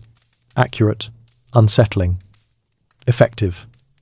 Finally, he sits beside you and presses lightly on the wool around your hips, then your knees, then your ankles. He's checking for cold spots, places where the insulation isn't tight enough. When he finds one at your knee, he adjusts the wool, adding a small tuft of loose fiber under the layer. This is the medieval equivalent of adjusting the firmness settings on your mattress, except one wrong move here means frostbite. When he finishes, he gives your cocooned form an approving nod. You look ridiculous, like a wool-wrapped dumpling, but you're warmer than you've been all night. And then comes the final flourish. The hermit lifts a tiny pouch from a shelf, opens it, and sprinkles a few pinches of coarse sheep oil soap flakes onto the wool near your chest. It smells faintly grassy and clean. When warmed by your body, the scent releases slowly, calming your breath and masking the musk of the other animal companions sharing the hut.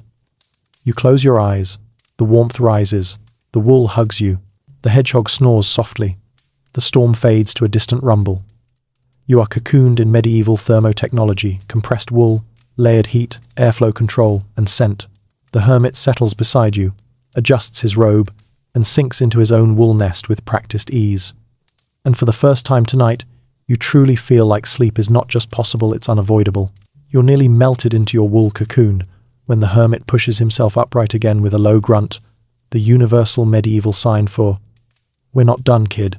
He motions for you to follow, though honestly at this point, you move about as gracefully as a bundled caterpillar. The hedgehog stays behind, buried in your abandoned heat pocket like he's claimed your spot on Airbnb. The hermit drags a thick felt curtain aside, revealing a section of the hut you somehow missed before. A shallow depression in the floor, almost like a trough, runs along the wall. But this isn't a random groove. You feel warmth coming from it. Soft warmth, slow warmth, the kind that rises from deep earth rather than ember. You kneel beside it, brushing your hand along the rim. The stones lining the depression are smoother here, darker, almost glossy, as if polished by countless winters of use. The hermit taps one stone with a knuckle. It responds with a faint warmth, the kind that feels patient, steady, controlled, ancient. He points downward, into the earth, then draws a rough shape in the dirt floor. A pit, a shallow basin. Then he sketches lines leading upward to the trough before you. You blink as the meaning snaps into place. There's a warm pit beneath the hut. He lifts a small panel of bark from the corner. You peer inside, and warm air breathes out at you from a cavity below, like the earth exhaling. It's not hot, more like a low, geothermal sigh. But the hermit reveals how it works, by grabbing his iron poker and tapping the stones beneath the hearth. He shifts them aside just an inch, revealing a narrow channel, a deliberate opening leading down to the subterranean pit. When the hearth warms the stones, the heat travels downward and outward through connected chambers under the floor, creating a slow, gentle, radiant system. A mainstream historical fact surfaces. Some medieval structures, especially in monastic or hermitage settings, used primitive, hypercaust-like systems, far simpler than Roman bathhouses, but built on the same principles. Warm air or heat from stones channeled beneath living spaces. Though less known, small-scale subterranean warming pits existed in colder European regions, where firewood was scarce, but winters were brutal. You press your palm to the trough again. Yes, that's the warmth you feel, the earth slowly giving back what the fire fed into it. The hermit gestures for you to crawl closer. He lifts a stone slab, thin but heavy, and sets it aside, exposing part of the pit. Inside, you see stones arranged like a mosaic, large slabs on the bottom, smaller rounded stones stacked on top, and a few narrow gaps acting as vents. The hermit drops a tiny ember inside. You watch it glow on the stones, then fade. But the heat it leaves behind, that lingers. Then he reaches for a long wooden spoon, not for cooking, but for stirring the stones. Each movement redistributes warmth from hotter layers to cooler ones. The hermit taps your chest, then points into the pit. You inhale deeply and smell it. Warm stone, earth, a faint mineral tang, the scent of deep anchored heat. Then comes the quirky tidbit.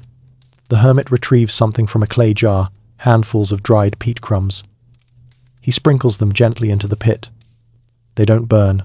They smolder softly, releasing barely any smoke but providing a long, slow release of heat. Peat was used in many northern regions as a fuel source that burned cooler, but lasted longer. Hermits favored it because it reduced the risk of accidental fires, and a single handful could warm a subterranean pit for hours.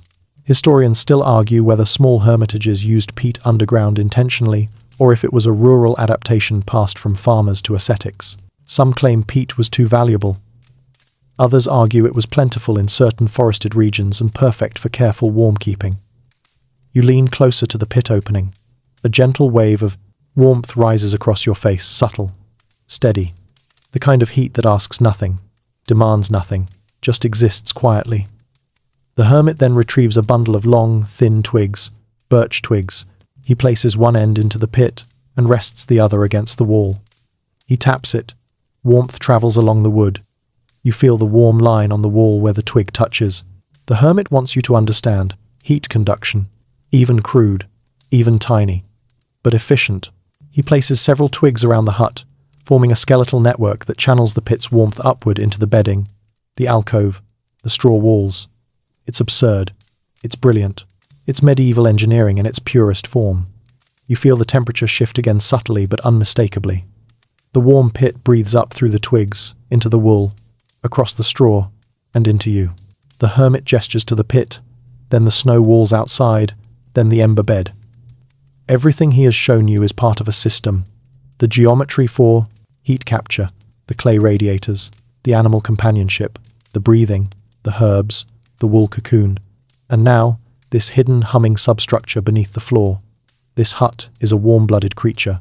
And the hermit, its steward, can manipulate circulation like a medieval cardiologist. He replaces the stone lid on the pit, sealing the heat. He packs the rim with a small ridge of wool scraps, preventing drafts. Then he taps the stone lid gently, as if putting it to sleep. You follow him back to your bedding. The hedgehog crawls onto your chest. The warmth rises from below. The clay pots glow softly from the side. The herbal smoke curls lazily into the air. The storm outside growls, but the hut is unfazed. Inside this stone and earth chamber, where heat rises from fire and soil alike, you feel a sense of deep safety. Not just warmth, shelter, a warmth that comes from every direction, layered, woven, engineered by necessity and experience. You nestle back into the wool cocoon, letting the gentle rising heat lull your senses. You are lying above a secret warm heart in the ground, and for the first time in this frozen night, you truly feel at home. The subterranean warmth hums beneath you, a steady pulse rising through the wool cocoon in soft waves. The hut feels calmer now, like the earth itself is exhaling with you. The hedgehog sprawls on your chest, belly exposed, which is apparently the universal sign for, I trust this ridiculous heat setup. Your eyelids droop, heavy with comfort, when the hermit suddenly reaches over and taps your forehead lightly. Lesson time. Again. He motions for you to sit cross-legged, mirroring his posture. You adjust yourself, feeling the wool tighten slightly around your torso as you move. The hermit settles across from you near the ember bed, folding his hands gently into his robe sleeves. His eyes narrow, not critically, but thoughtfully, as if he's gauging your mental quiet. Then he closes his eyes. Not like sleep, more like ritual. You follow suit, unsure what comes next. The hut's soft warmth envelopes you, and the blizzard beyond the walls is nothing more than a distant animal snarling against the stone. The hermit breathes slow, even, calm. You match him, your breath sinking into the rhythm he established earlier. Inhale, exhale. Warmth gathers in your chest. Then the hermit shifts his hands. He places both palms on his thighs, fingers extended, then slowly curls them inward. You mimic the motion. It feels odd, but grounding. Then he rotates his wrists in slow circles, the fabric of his robe whispering softly. You realize he is showing you a ritual of shared silence. A mainstream historical fact flashes in your thoughts. Many hermits practice structured silence, not simply not talking, but intentional rituals meant to calm the mind, conserve energy, and reduce stress. Silence was a spiritual discipline, but in winter, it also conserved warmth. The calmer the breath, the less heat lost. The more still the body, the less energy burned. Quiet was practical. The hermit's silence, however, isn't empty. It feels full, purposeful, saturated with awareness. He taps your knee once lightly as if asking, "Are you present?" You nod. He approves with a tiny grunt. Then he shows you something unexpected. He lifts one hand and holds it near his mouth, fingers splayed. He exhales softly, directing warm breath into his palm. Then he cups the hand gently over his heart. You tilt your head. He gestures for you to try. You exhale slowly into your palm. The warm air pools there briefly. You place your hand over your chest. Heat hits your sternum, small but noticeable. The hermit nods. This is warmth preservation. A small ritual for restoring inner heat through mindful breath and focused movement. Then he gestures toward the ceiling, then your mouth, then back to the ember bed, like lines of energy. You interpret the meaning. Silence, breath, and the warmth circulate just like the heat in the hut. But the ritual deepens. The hermit sits straighter and begins a slow sequence of movements. Barely movements, really. Subtle shifts of his shoulders, tiny inclines of his head, breaths adjusted to the rhythm of the storm outside. It's like he's syncing his body with the environment, tuning himself like an instrument to the natural world. You mimic the micro-movements, feeling silly for the first few seconds, until you realize your body does feel warmer, more relaxed. Your heart beats more softly. Your breath smooths into a gentle cadence. Then comes the quirky tidbit. The hermit reaches under a mat near the hearth and pulls out a piece of polished bone. Smooth, curved, carved with faint lines. He holds it up to the ember light. You squint. It's a silence token, a peculiar object referenced in a few obscure monastic writings. Some hermits carved symbols into bone or wood, representing silence, warmth, stillness, or breath. They weren't magical. They were reminders, anchors for mental discipline. He places the bone in your hand, taps your fingers, then your lips, then your chest. The message: hold silence, feel breath, keep warmth. Historians still argue whether silence tokens were widely used or simply a poetic metaphor in spiritual texts. Some claim they served as personal reminders. Others believe they were teaching tools for novices. And a few insist they're entirely symbolic. But here, in this hut, the hermit's token is real smooth, warm, and strangely comforting. He sits back again, crossing his ankles, and slowly tilts his head toward the storm outside. He listens, not to react, but to acknowledge, as if recognizing that the blizzard is part of the world's rhythm, not something to fight. Then he points to the straw bedding, then to you, then to himself. Then he draws two small circles in the dirt, overlapping slightly. Shared silence. In this hut, silence isn't about isolation. It's about unity, two bodies maintaining warmth through stillness, breath syncing with breath, awareness syncing with awareness. A warmth ritual woven into everyday survival. The hermit begins humming, very faintly, barely audible, just enough for you to feel the vibration rather than hear it. It's a low, soothing tone that resonates in his chest like distant thunder muffled by snow. You join him. Your hum is clumsy at first, more like a confused refrigerator, but eventually you find his tone. The vibration warms your chest and throat. Your breath becomes even more controlled. The hedgehog stirs, sniffs, and decides this is acceptable background noise. The hermit touches your wrist lightly. You both stop. Silence reclaims the hut like a thick, warm blanket. Another unexpected movement. The hermit touches the wall, then touches his chest.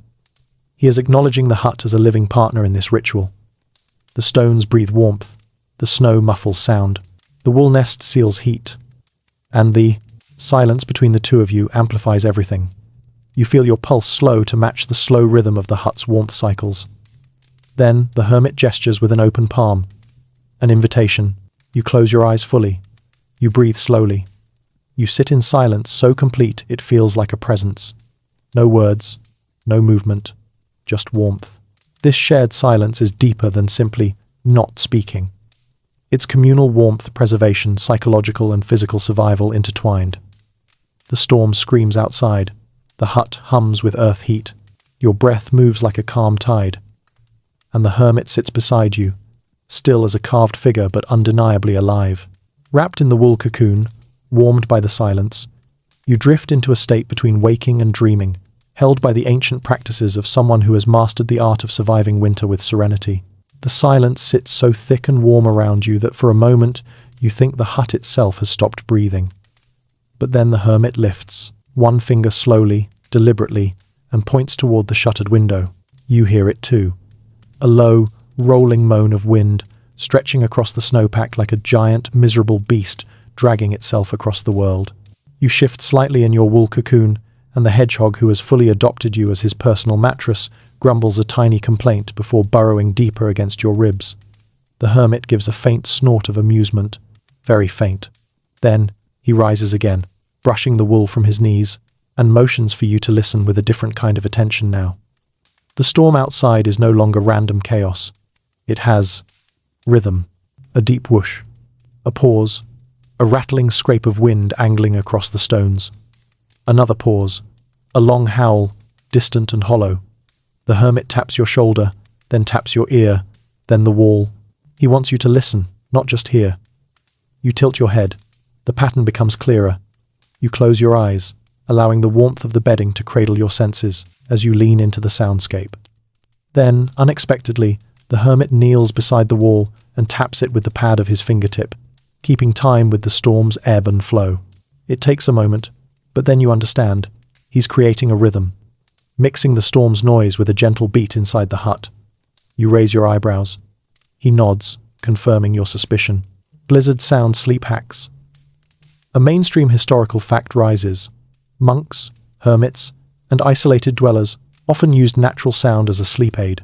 Waves, wind through trees, dripping water, even the distant hum of storms, all were used to induce meditative rest states. In places without clocks, bedtime songs, or white noise apps, nature became the lullaby. The hermit sits cross-legged beside you and begins tapping again, soft, slow, steady. 3 taps, pause. 3 taps, pause. It syncs perfectly with the storm's low howl outside. Somehow, it transforms the terrifying roar of the blizzard into something rhythmic, almost musical, almost safe. You mimic the tapping lightly on your own wool covering. Your fingers create a dull thump against the compressed fibers. Thump, thump, thump, pause, repeat. Your breathing sinks. Your heart rate drops. Your limbs loosen a little more into the warmth. The storm becomes less an enemy and more background. A giant, snowy metronome. The hermit moves to the shuttered window and presses his ear against it. He motions for you to do the same. You reluctantly leave your cocoon, careful not to disturb the hedgehog, who is now in stage 3, dreaming of worm conquest, and crouch beside him. The cold from the shutter leaks through, brushing your cheek, but the wool layers and the slower breathing keep the chill from biting deep. You place your ear to the wooden slat. You hear the storm differently now. The wind doesn't simply roar, it layers. Deep bass groans beneath higher, thinner whistles of air threading through distant branches. Soft, pulsing thuds echo where snow hits the stone walls, and the long, sweeping moan repeats every few minutes, like a drawn-out note played by an icy instrument. The hermit touches your wrist, guiding your hand to the shutter itself. He taps it lightly in a pattern shaped to fit around the sounds you're hearing. Almost like a duet. You follow his lead, and soon you're tapping aligns with both the storm and his rhythm. And just like that, the storm stops sounding hostile. It becomes a song, a slow, cold lullaby. Then comes the quirky tidbit. The hermit lifts a small wooden object from a shelf. It looks like a crude whistle, carved from a fat reed. But instead of blowing into it, he holds it near a tiny crack in the window shutter. When the wind pushes heavily against the hut again, the whistle emits a soft, breathy tone, almost like a flute warming itself awake. You blink, stunned. He's literally using the storm as an instrument. Some isolated medieval dwellers reportedly used resonating objects, reed, whistles, hollow bones, even knotted cords, to shape the sound of storms. Not for magic, not for summoning angels, but because it turned terrifying winter noise into something predictable and calming. A survival psychology tool centuries before anyone invented brown noise for deep sleep. Historians still argue whether these resonating tools were ritualistic or simply practical relaxation aids. But here, in this hut, you witness firsthand the effect. The wind's new musical sigh softens the atmosphere instantly. The hermit tests a second reed whistle, this one tuned differently. When the wind hits it, it emits a lower, soothing hum. The two tones blend in the air like a harmony created accidentally by nature and survival instinct. The storm becomes a choir, a rough, wild one but strangely comforting. You lean against the alcove wall, letting the sound vibrate faintly into your bones. The hermit watches your face, sees the relaxation blooming there, and nods with the quiet pride of a man who has turned blizzards into bedtime music. He returns to the bedding and taps the wool beside you. You crawl back into your cocoon, the hedgehog climbing you like a warm, spiky mountaineer until he reclaims his rightful position on your chest. The hermit sits beside you again and rests his hand lightly against the curved wall. You copy him. The wall hums faintly, not literally, but through the resonance of the storm-made music outside. The heat from the stones below, the clay pots, the herbal smoke, and now this rhythmic sound. It all blends together into an atmosphere designed for deep, replenishing sleep.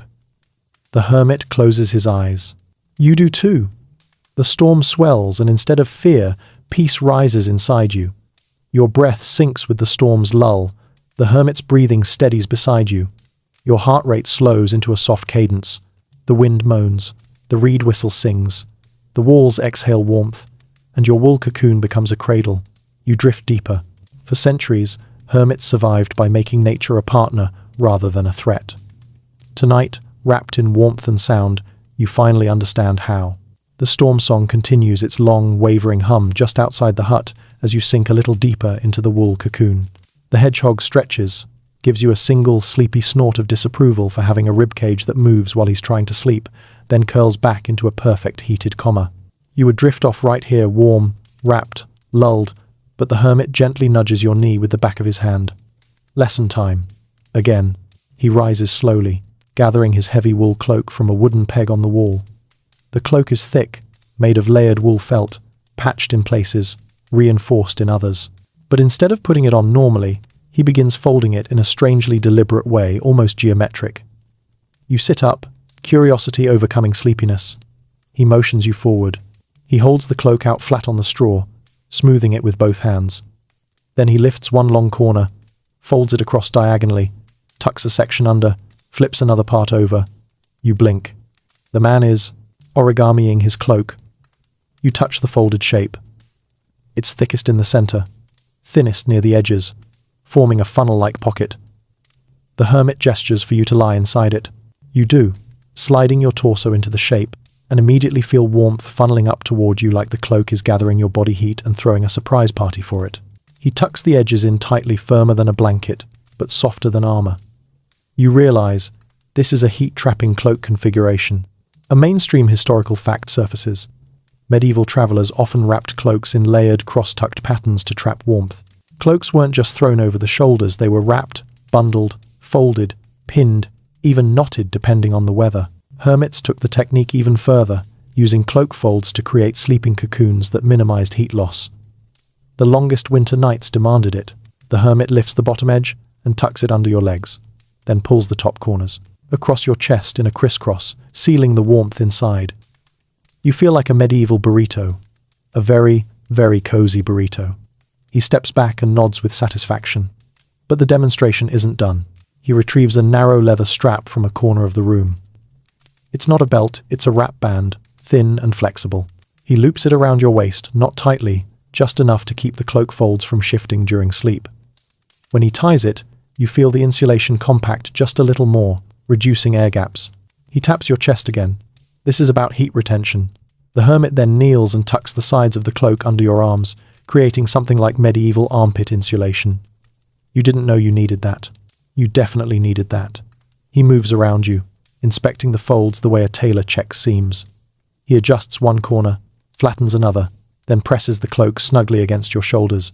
You feel the warmth building fast, magnified by the precise placement of fabric. You realize the cloak itself has layers, coarse wool on the outside, softer wool on the inside, and hidden patches of felt sewn between. The hermit flips a corner to show you the stitching tight, reinforced, nearly invisible in the dim light. Someone made this cloak with care. Then comes the quirky tidbit. The hermit retrieves something from the small wooden chest near the hearth, a bundle of feathers woven loosely into a netted cloth. You stare at it. He raises an eyebrow as though saying, "Do not question the chicken-based winter technology," and lays the feather net across your chest beneath the cloak's top fold. The heat intensifies immediately. Some medieval hermits used feather mats, not full pillows, but thin woven nets stuffed with feathers to increase insulation near vital organs.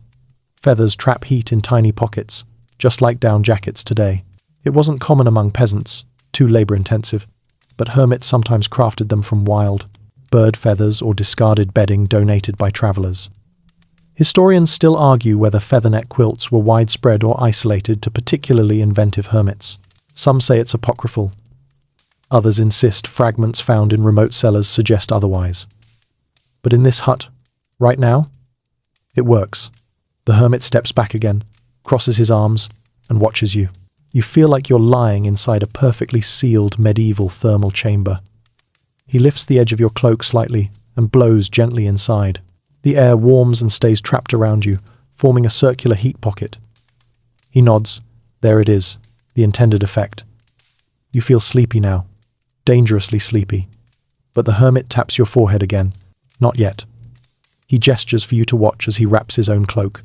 He spreads it on the floor, folds one corner in, lays another over, tucks a third beneath, and becomes a masterclass in cloak origami. When he sits inside the folds, the cloak molds to his shape exactly the way yours does. Your mirror images two burritos ready to weather the storm. He sits beside you, breathing slowly, letting the heat build inside his cloak. You mimic him. Warmth pools inside the layers. Your breath grows deeper. Your shoulders relax under the weight of the cloak. The feather net radiates gently against your chest. The wool compresses around your hips and legs.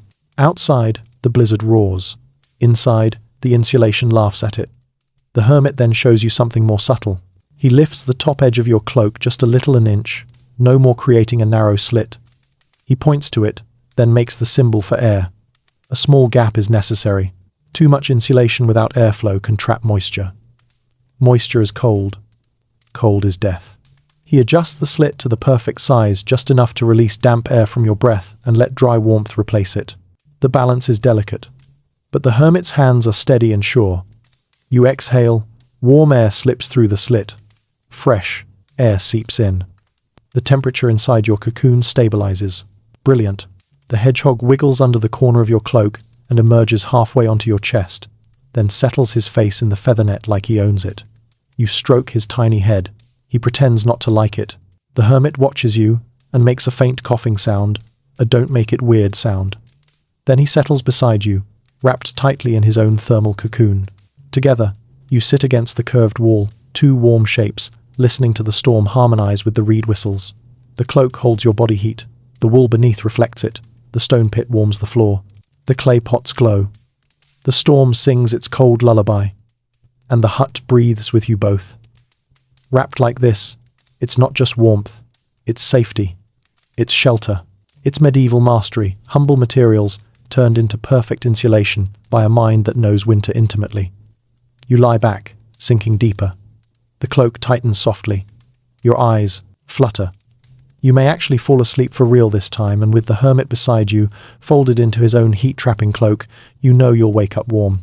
The storm song hums on, low and distant, now muffled by snow walls, softened by curved stone, shaped by the reed whistles into something almost melodic. You lie wrapped in your expertly folded cloak cocoon, warmth pooling inside the layers, the feather net hugging your chest like a gentle hand. The hedgehog sprawls contentedly across you, radiating more heat than should be legal for such a tiny creature. You're finally sinking into true drowsiness when the hermit stirs again. Of course he does.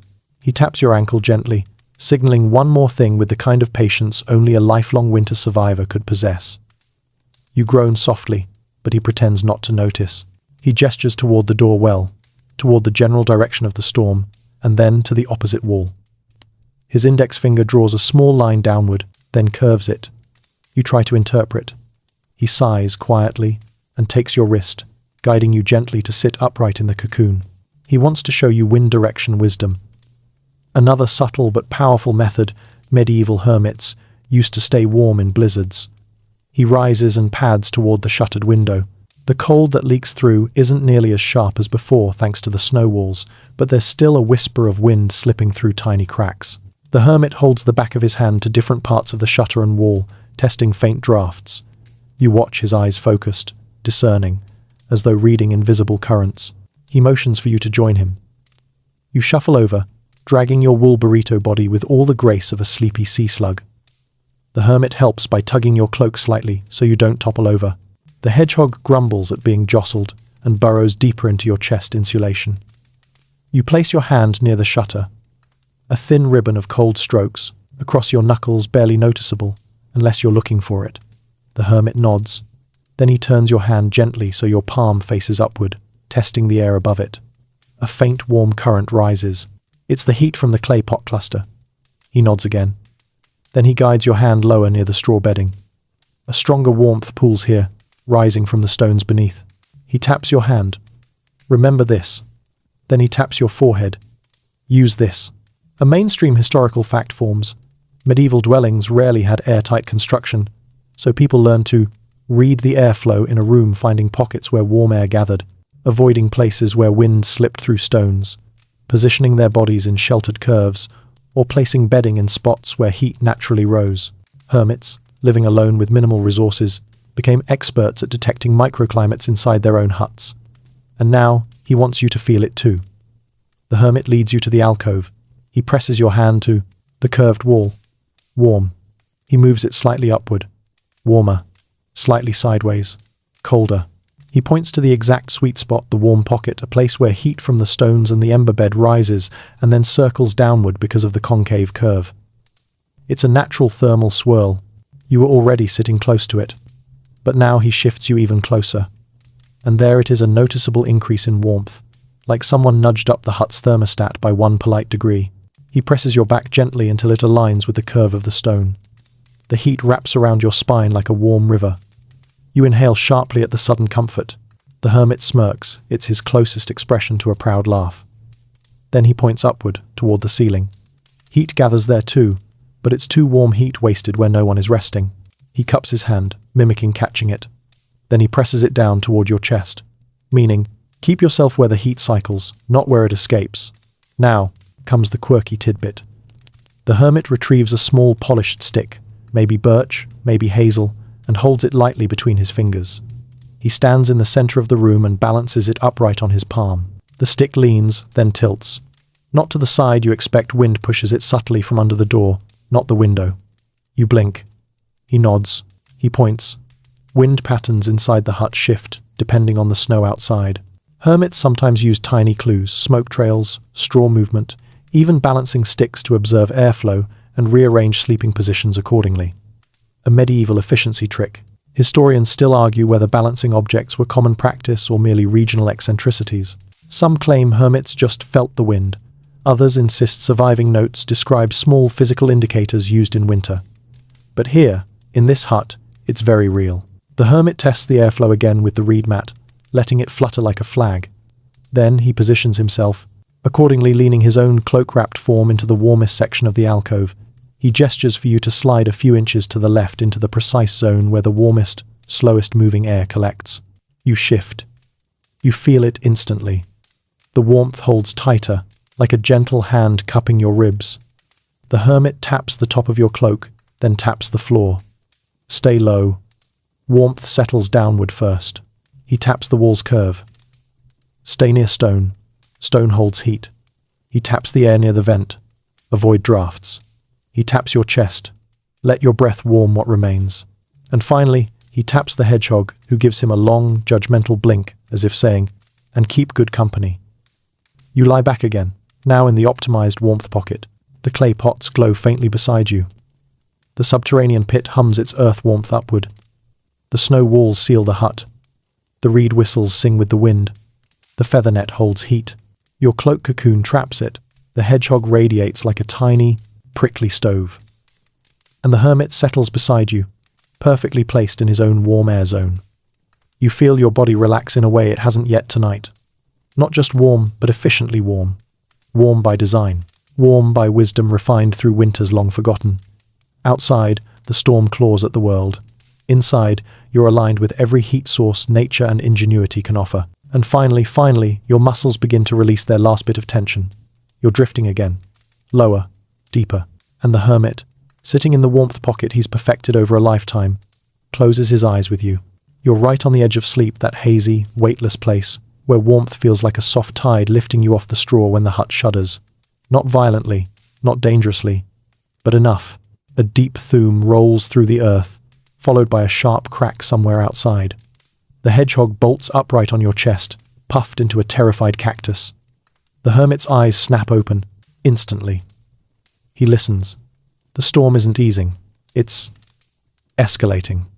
The wind hits the wall with a new, brutal force, a sound like someone trying to peel the roof off with cold fingertips. Snow rattles against the stones. Then a second crack, sharp, fast. A branch, maybe, or ice shearing from somewhere nearby. The hermit rises, slowly, but with purpose. Lesson time is over. This is survival time. He taps your shoulder firmly, none of the gentle guidance from before, and motions for you to sit up fully inside your cocoon. You obey, heart pacing a little faster. The hedgehog clamps onto your cloak like it's bracing for impact. The hermit moves with a speed you haven't seen yet.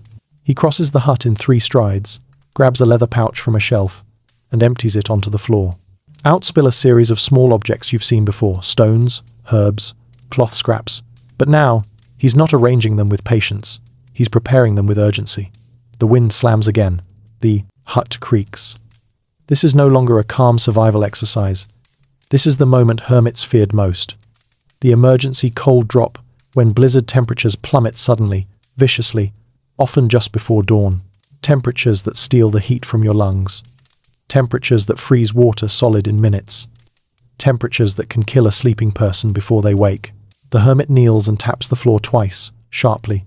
Stay alert. He reaches for the ember bed. Normally, he never stirs the embers. Suddenly, fire is precious, delicate. But now he scoops ash aside with fast, decisive strokes, exposing the glowing heart beneath. The light brightens the hut in a fierce orange bloom. He lifts a clay pot, not the regular dome type, but a small, thick-sided one with no vent holes, and places it directly over the exposed embers. He wedges stones around it to trap the heat. This pot isn't for fragrance or calming warmth. This one is a heat vault, a rapid response radiant heater hermits, used only when temperatures became dangerous. A mainstream historical fact hits you. In some regions, medieval dwellers constructed small, super-warm night pots by heating thick clay vessels intensely and placing them near the sleeping area during cold drops. They stored massive amounts of heat quickly, enough to combat sudden lethal temperature plunges. But the hermit adds something unusual. He grabs 2 flat stones, holds them carefully over the embers until they heat, then tucks one at each side of your bedding. The warmth is sharp, immediate, almost shocking. Then he gives you a stern look. Don't touch them. Don't shift them. Don't question them. You swallow and nod. Then comes the quirky tidbit, and it's bizarre enough to jolt your drowsy mind awake. The hermit lifts a bundle of dried animal sinew, thin strips twisted and knotted. He holds them over the heated pot until they soften slightly, then stretches them like warm rubber. He weaves them into your cloak, folds around your upper arms and chest. You blink in confusion. He's adding heat straps. Some hermits, especially in harsher regions, used warmed animal sinew or leather bands to compress clothing layers during sudden cold drops. Warm straps reduced air pockets, stabilized body heat, and kept insulation from shifting as the person slept. It was a fringe technique, one some scholars believe is exaggerated in monastic legends. Historians still argue whether it was common practice or an odd ascetic quirk. But right now, it works. The warmth holds tighter. You feel more insulated, more sealed. The hut shakes again. Snow shifts downward with a heavy whump. The hermit moves to the door. He presses his palm to the wood.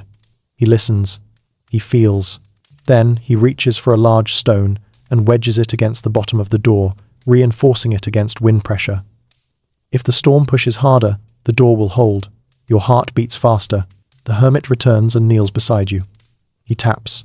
Your chest twice, not the warm, soft taps of earlier lessons, but decisive, commanding taps. Stay calm. Stay warm. Stay present. He points to your breath. Inhale slow. Exhale slower. You obey. Your breath warms your chest again. Your heart steadies. He pulls a tiny vial from a pouch, something golden inside, thick as syrup. Honey. Real honey. He opens it and presses a small amount onto your lips.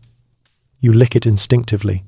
It melts with warmth, sending a wave of energy into your body. Hermits used honey as an emergency caloric booster, quickly absorbed, warming, easily digestible.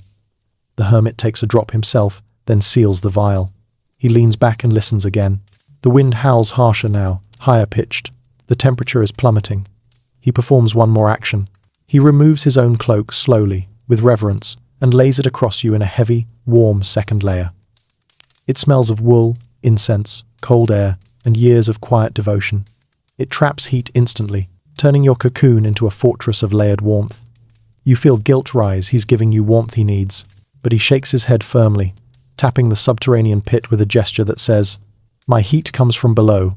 Yours must be secured above." He folds the cloak edges around you with clinical precision, sealing you into a double-wrapped thermal cocoon. Then he settles beside you, not in still meditation this time, but leans slightly toward you, sharing his body heat. His shoulder presses lightly against yours, adding a third layer of warmth. This is not ritual. This is necessity. Together, you brace, as the hut trembles again under the storm's wrath. The clay pot radiates fiercely. The heated stones glow warmth through wool and straw. The subterranean pit breathes its steady heat. Your cloak straps tighten heat around you. The honey warms your veins. The hermit's presence shields you. The hedgehog presses into your chest like a tiny furnace. Outside, the blizzard reaches its violent peak. Inside, the hermit has activated every emergency measure at his disposal. You aren't comfortable. You aren't drifting. You're surviving. Heat rises steadily around you, holding the cold at bay. And you realize this is the moment the tricks become miracles. The storm continues its violent, teeth-rattling assault on the hut, but something is changing, subtle at first. A shift in the sound, a thinning in the wind's roar, a faint loosening of the cold's grip. You feel it even from inside your double-wrapped cocoon. The hermit senses it too. His head lifts, turning toward the door as if he can smell dawn through the layers of snow. He rises slowly this time, not with the frantic urgency of the emergency cold drop, but with the steady, deliberate calm of someone who has survived dozens of nights like this and knows the signs. He taps your cocoon once, gently, letting you know the worst has passed. Not over, but past. You start to shift, but he places a firm hand on your shoulder. Not yet. Medieval hermits knew that what killed most people wasn't the coldest part of the storm.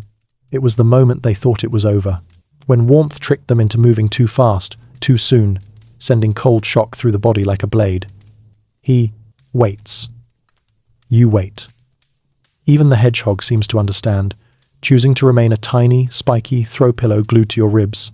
The hermit signals you to breathe slowly, deeply, letting warmth settle evenly through your limbs. He touches his fingertips to your wrist, feeling your pulse, then your temple, then your chest. He's checking your circulation with the expertise of someone who's done this for decades. Your heart rate calms, your breath steadies. Warmth no longer feels like a fragile thing. Only then does he motion for you to sit up. Slowly. You rise inside the cocoon like a resurrected burrito, your joints stiff but warm, your chest wrapped in layered insulation that now feels almost luxurious. The hermit adjusts a few folds of wool, checking your neck and wrists' key heat loss points.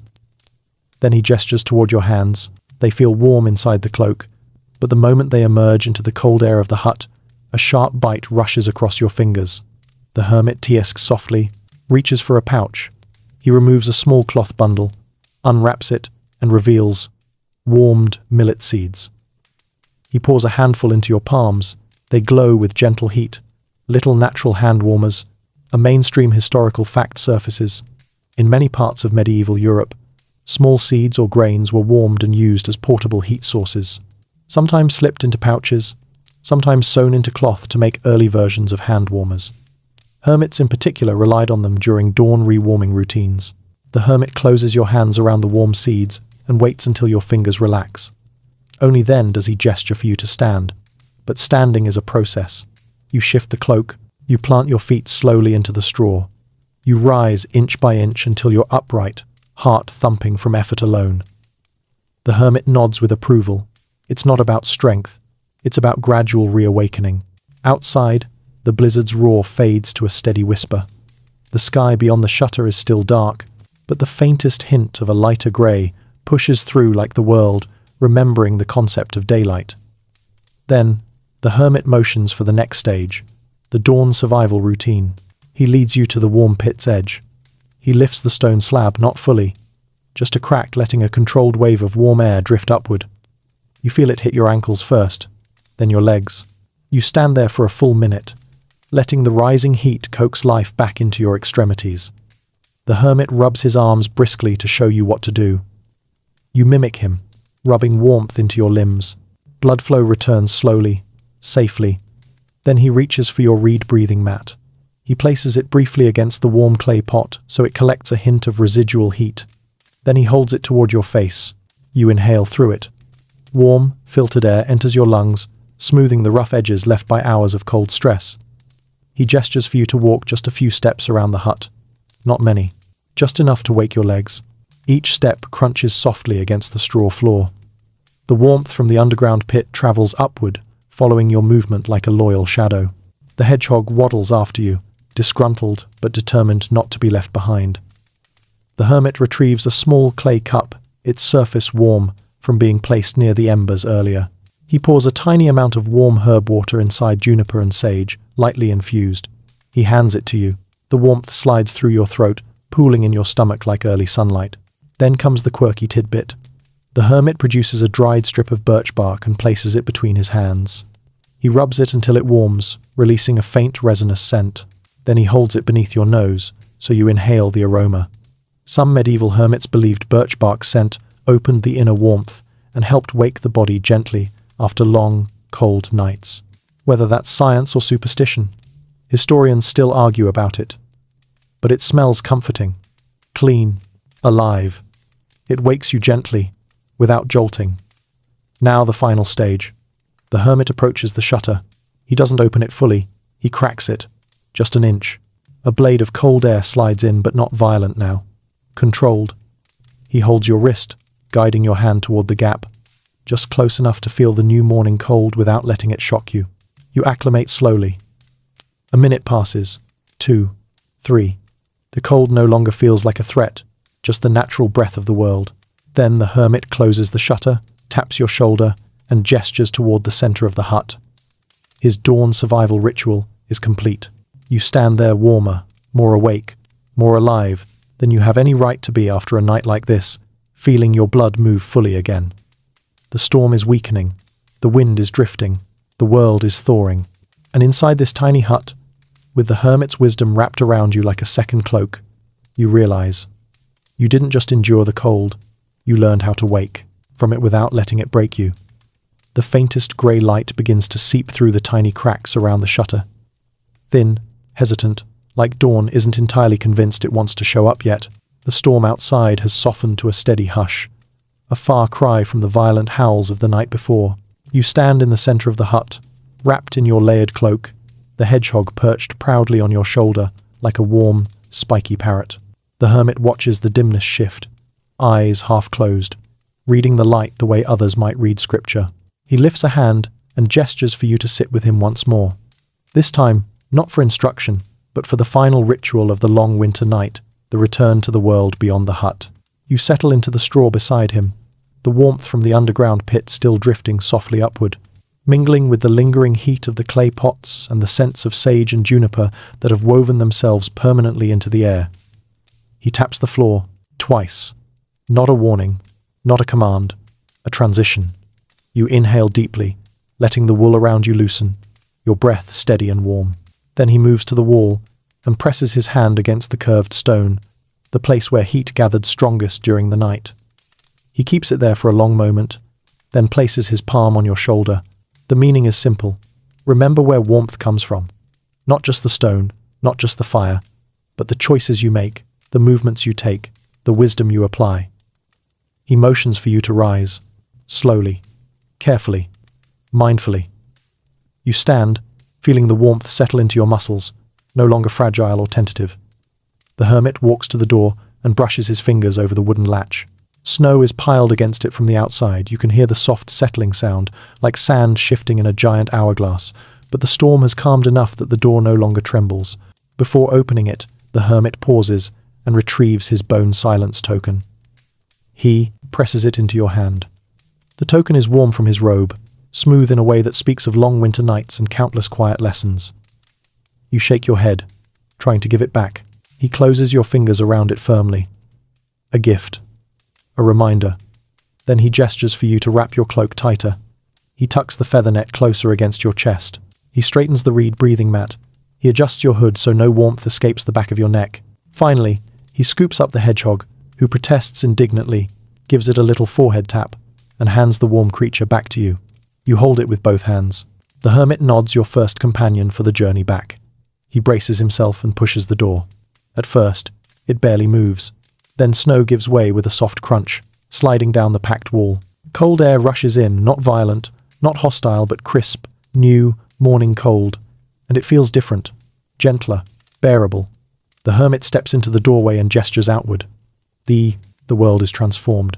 Snow lies thick across the hillside, sculpted into smooth waves by the storm's fury. Trees stand with crystallized branches, dusted white, like ancient spires holding up the pale sky. Sunlight hasn't broken through yet, but the horizon glows with promise. He motions for you to follow him just one step outside.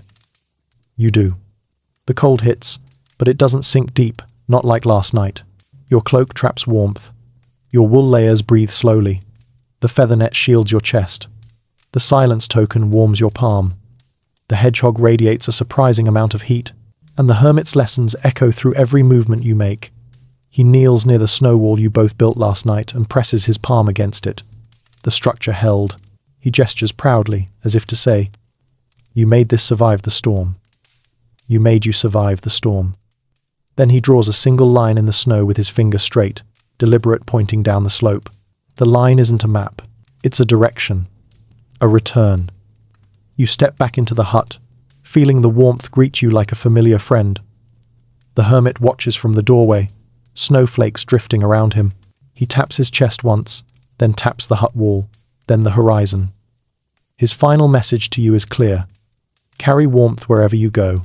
Carry the memory of this place. Carry the tricks, the rituals, the quiet, the breath. Carry the understanding that warmth is made, not given. You gather your things. You adjust your cloak. You hold the hedgehog close. The hermit does not smile, but his eyes soften. Just a little. And that is more than enough. You step toward the door. He places a hand on your arm, brief, firm, grounding, then releases you. You cross the threshold into the cold morning light, your body wrapped in warmth, your mind wrapped in memory. Behind you, the door closes with a soft wooden sigh, and the world waits. Quiet, brightening, alive. You walk forward, knowing you carry inside you every warmth trick the hermit shared, heat for the body, calm for the breath, silence for the spirit. You survived the blizzard. You learned its secrets, and now you return to the world changed, warmer, wiser, steadier. Now that the storm has passed, and the lessons of the long winter night have settled gently into your mind, allow yourself to ease into a softer rhythm. Let the imagery fade, slowly, like snowflakes melting against warm skin. You've walked back out into the quiet morning world, wrapped in layers of warmth and wisdom, and now you're stepping into a place of calm where nothing rushes, nothing demands, and nothing pulls at your thoughts. Feel your breath soften in your chest. Each inhale a little fuller, each exhale a little longer. Imagine the warmth you gathered from the hermit's hut still drifting around you, settling lightly across your shoulders like a familiar cloak. Picture the small glow of the clay pots, the soft rise of heat from the stones beneath the floor, the gentle hush of snow outside the walls. All of it still with you, carried quietly inside. Let the world around you dim, like lantern light slowly lowering. Let your thoughts drift the way snow drifts along a hillside, slow, suspended, weightless. If anything feels tense, notice it, then let it loosen, soften, release. You're not stepping into a storm now. You're sinking into rest, into stillness, into the same quiet the hermit held close on nights that felt endless. A gentle warmth begins to pool around your chest, then your arms, then your legs, spreading slowly, evenly, like the heat from those hidden winter tricks he shared. Safe warmth, lasting warmth. Enough warmth. Let the silence wrap you now. Let your breath guide you. And as your eyes grow heavier, allow yourself to drift,